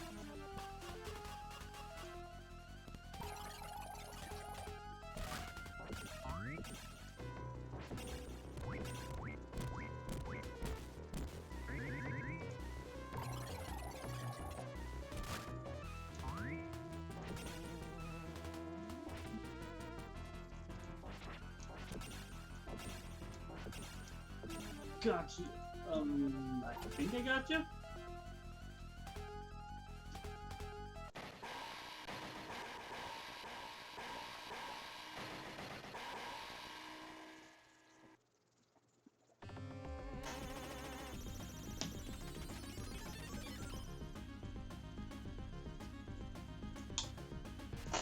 Oh no, the Grim Reaper himself.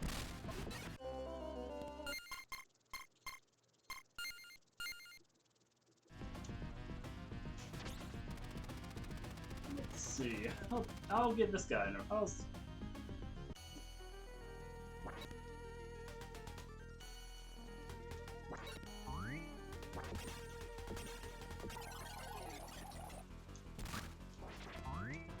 So far, I'm doing well.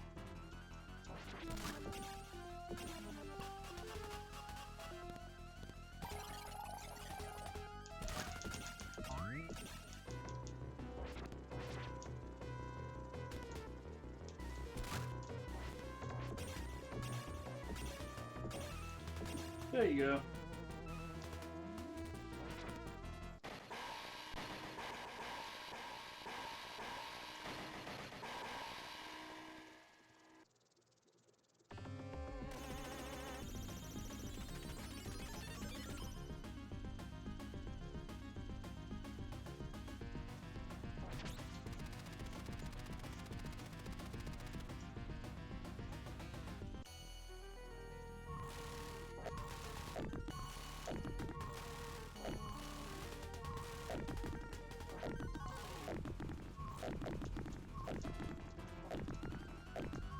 So far, that's gonna get you now.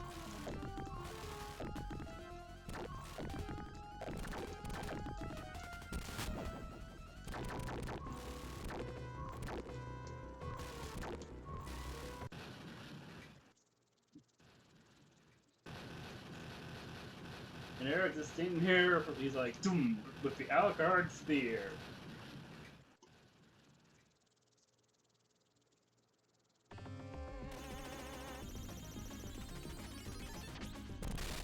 Now, one thing that's interesting is that this compilation has this bonus book thing that has all sorts of, like, interviews and whatnot.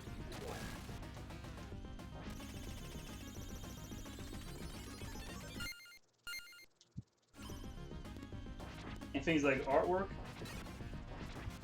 Which makes me wonder, and all of that makes me wonder why this isn't the physical release. Because some of that would be perfect for a physical release.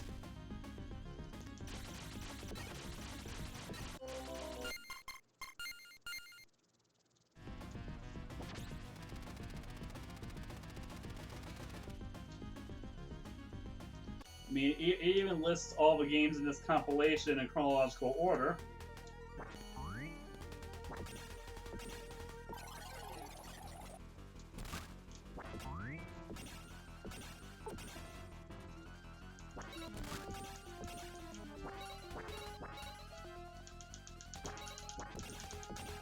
There you go.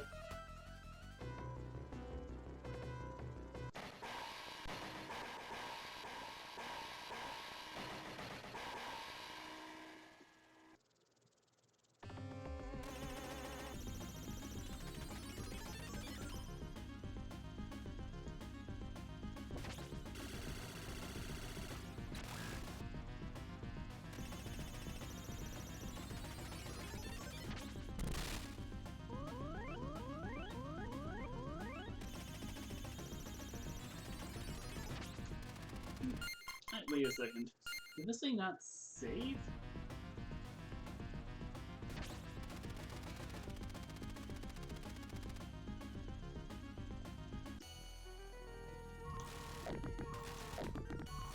So, but yeah, this bonus thing here, it shows all sorts of nice little bonus features.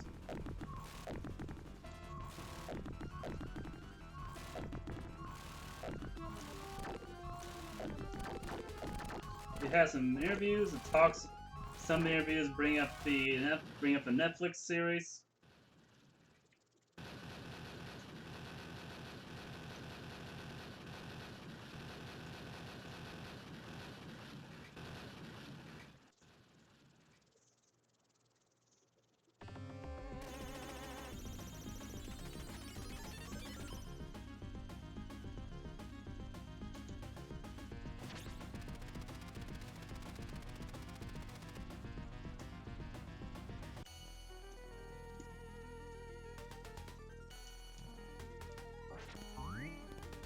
And yeah, one thing that lists are all the games featured in this collection in chronological order.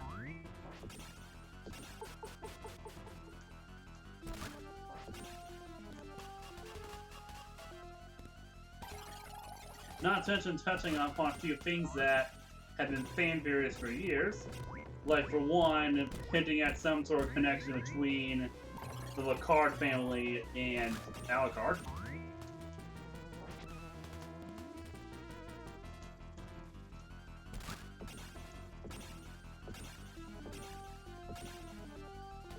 Another is also hinting that Kid Dracula might be Alucard. But yeah, it also has this, this has this really nice little timeline thing that lists every Castlevania game in release in chronological, not all of the Castlevanias, but all the ones featured in this compilation in chronological order. Yeah, because the games in this collection include the original 3, Super Castlevania 4, and both Game Boy games, along with Bloodlines and Kid Dracula.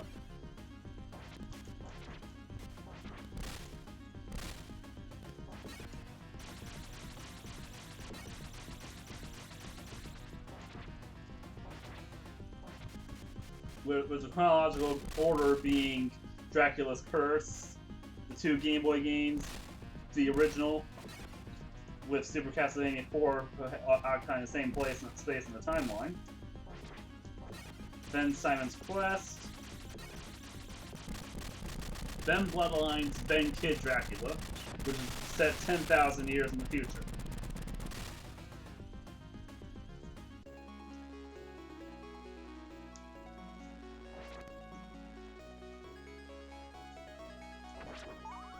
Here we go, the stairway!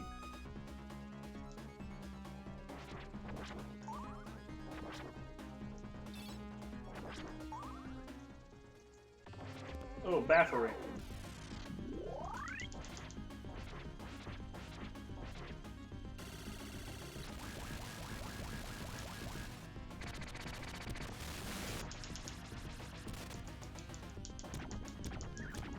Okay.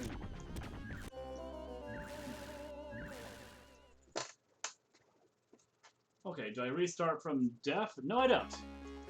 Thank God.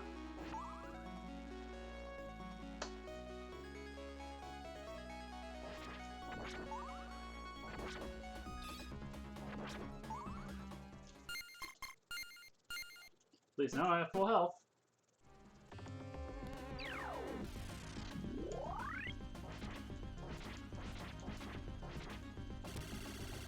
Yeah, the Blood Countess herself. Yeah, I think here she's supposed to be like Dracula's niece or something. Which, given his story that was given in Land of Innocence, well, how? Then again, we don't know. I mean, considering that in that Land of Innocence reveals his name to have been Mafias, no, something.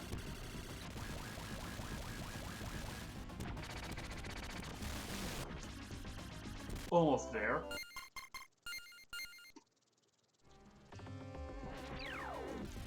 I mean, Mafias might have had a brother, but they weren't very clear about it.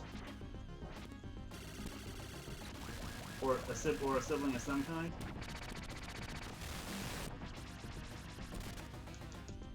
But it wasn't really mentioned. It wasn't really mentioned there.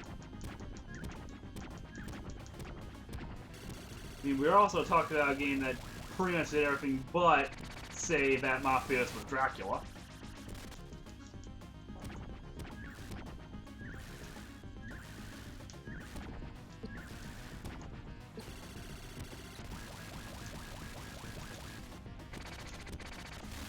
They pretty much stopped short of saying that. You know, it's pretty clear. Not to mention showing things like how Dracula has control over the Grim Reaper.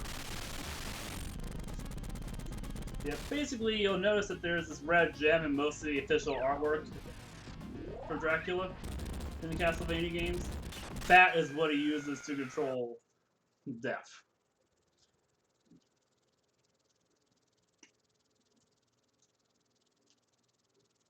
So anyway, yeah, Baffery is history.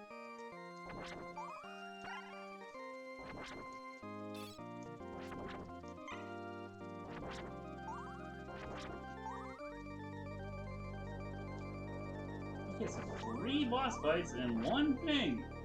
You have Death, Baffery, and then, or I'm sorry, Bartley. Same thing.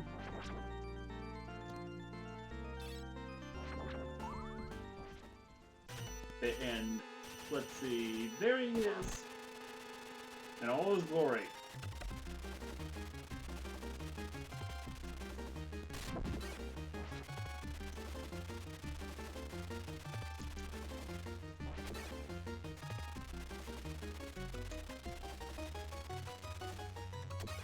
Yeah, in all of his glory, yes. Trying to look like one of the many, many, many movie versions of Dracula. Yeah, the one where there's so many different movies of him, and not one of which is entirely, and not one of which follows the book all that well.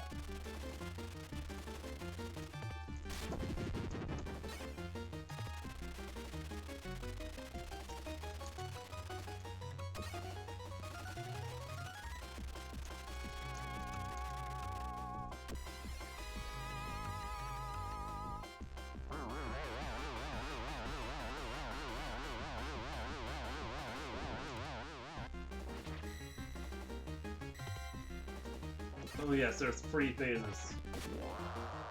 There's 3 phases to this thing. When usually Dracula fights only get 2 phases.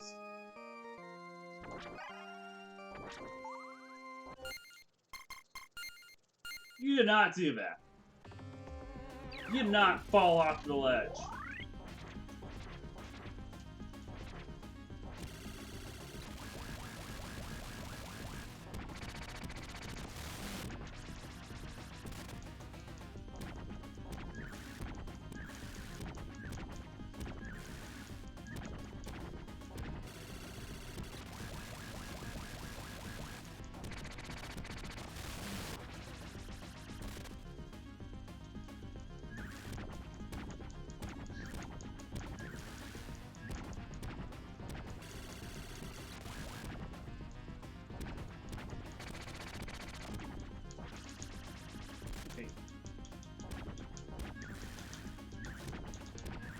Okay, got you, Bartley.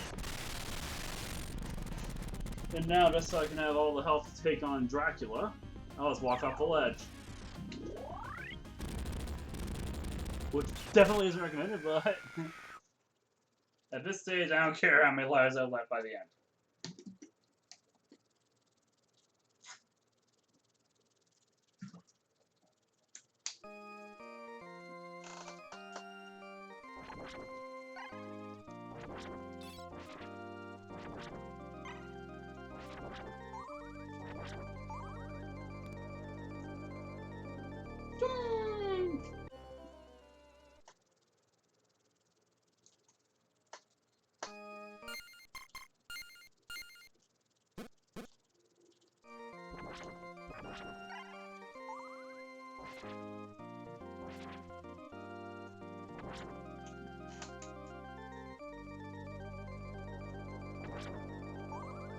go.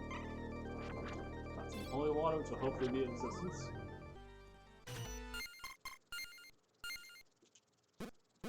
Now, the fight with the Count himself. I'll try and hopefully get through this section in about one hit.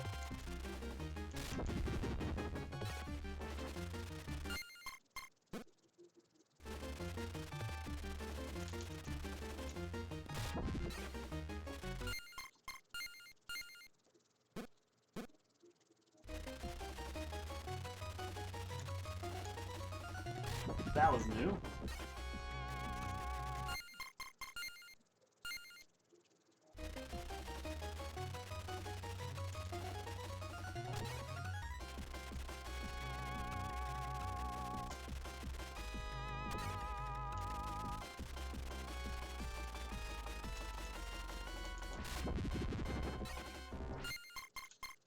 Okay, what's this trick? As soon as he forms...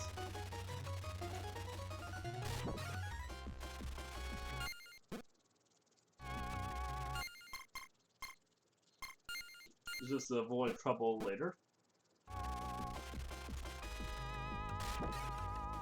You want him dead on, he still does attack.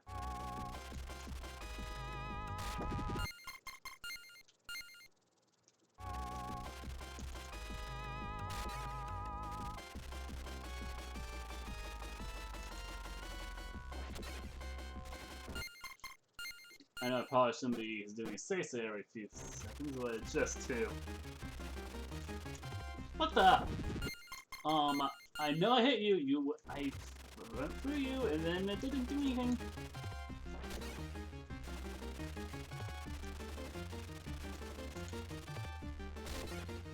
Just trying to make sure I get through the first phase without any issues. Whoa, that isn't... I wasn't prepared for that track. Oh! The attacks are going over butt head.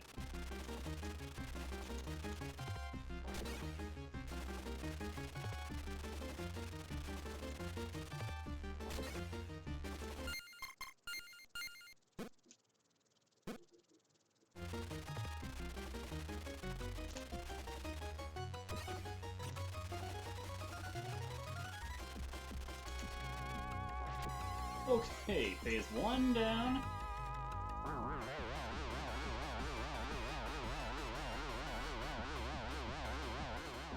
You know, you'd think in a game when they were trying to, at least attempt to connect it to the book, that they would have made him at least look like he does in the book.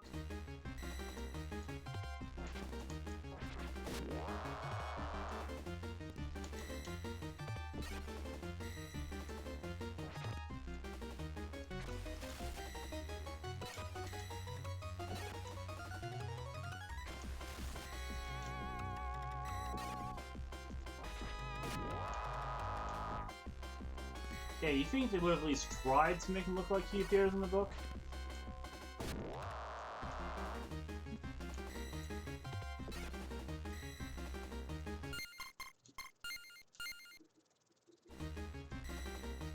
Unless the graphical prowess of the Genesis couldn't have done it. Whoa! I mean, the closest that the Castlevania series seems to have gotten to capturing how he appears in the book is Symphony of the Night and later. I feel those games have done a pretty good job at capturing his appearance.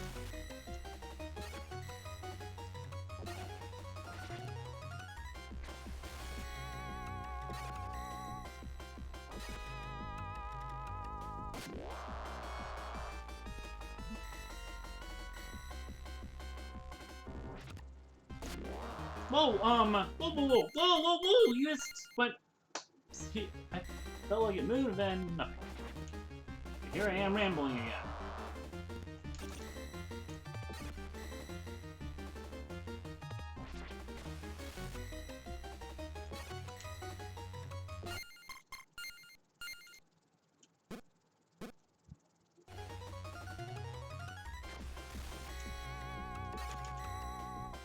Almost through.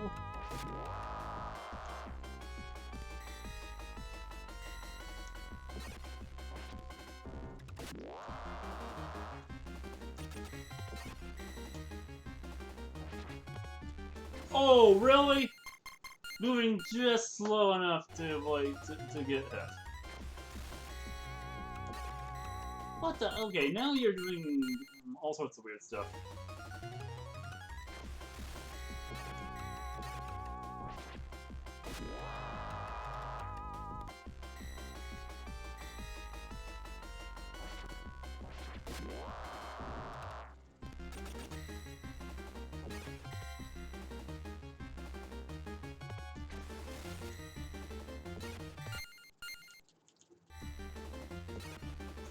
Okay, close enough. Now for the third phase of the fight with Dracula in this game, or as I like to call it, Hell.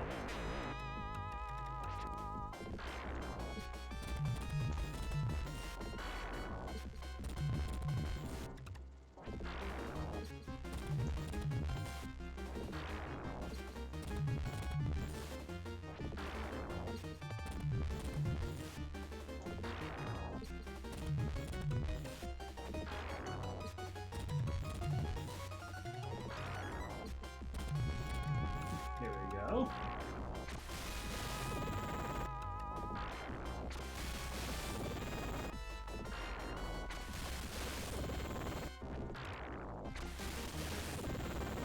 Okay. What's the catch? This is almost too easy.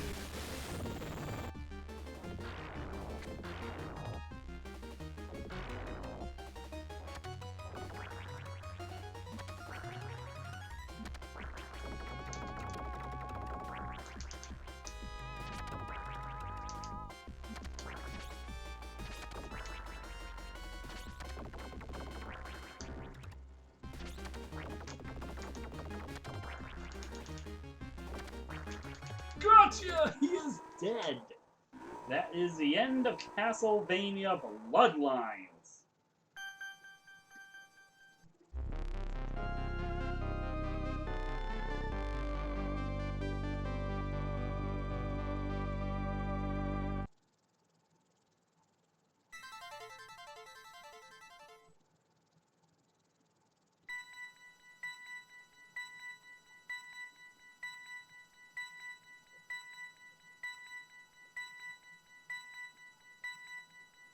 And you get the orb now afterwards.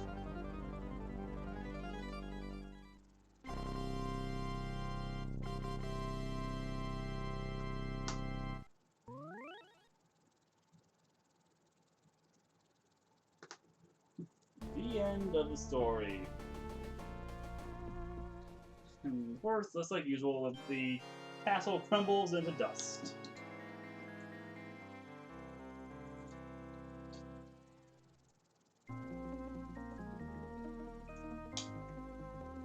So ends Castlevania Bloodlines. Man, was that a fun game. Definitely a Castlevania highlight. And this game alone is worth getting this compilation for, just for how difficult it was to obtain this game in the past. I mean, not least for the fact that you can get it on the PC, PS4, and here on the Switch. I mean, they did remember to put it up on Steam, right? Because it took a while for it to show up on the Switch.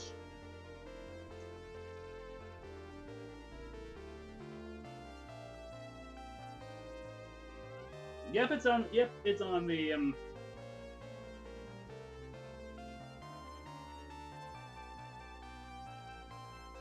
Yep, it's on Steam.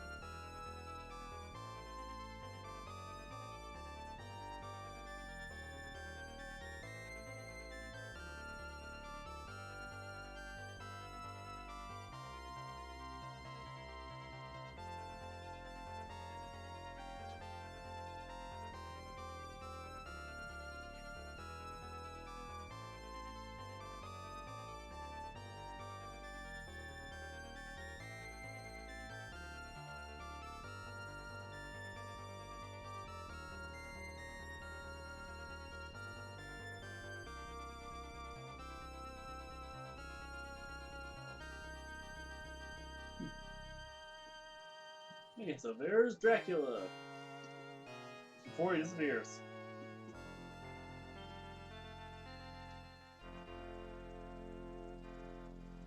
Thanks for playing.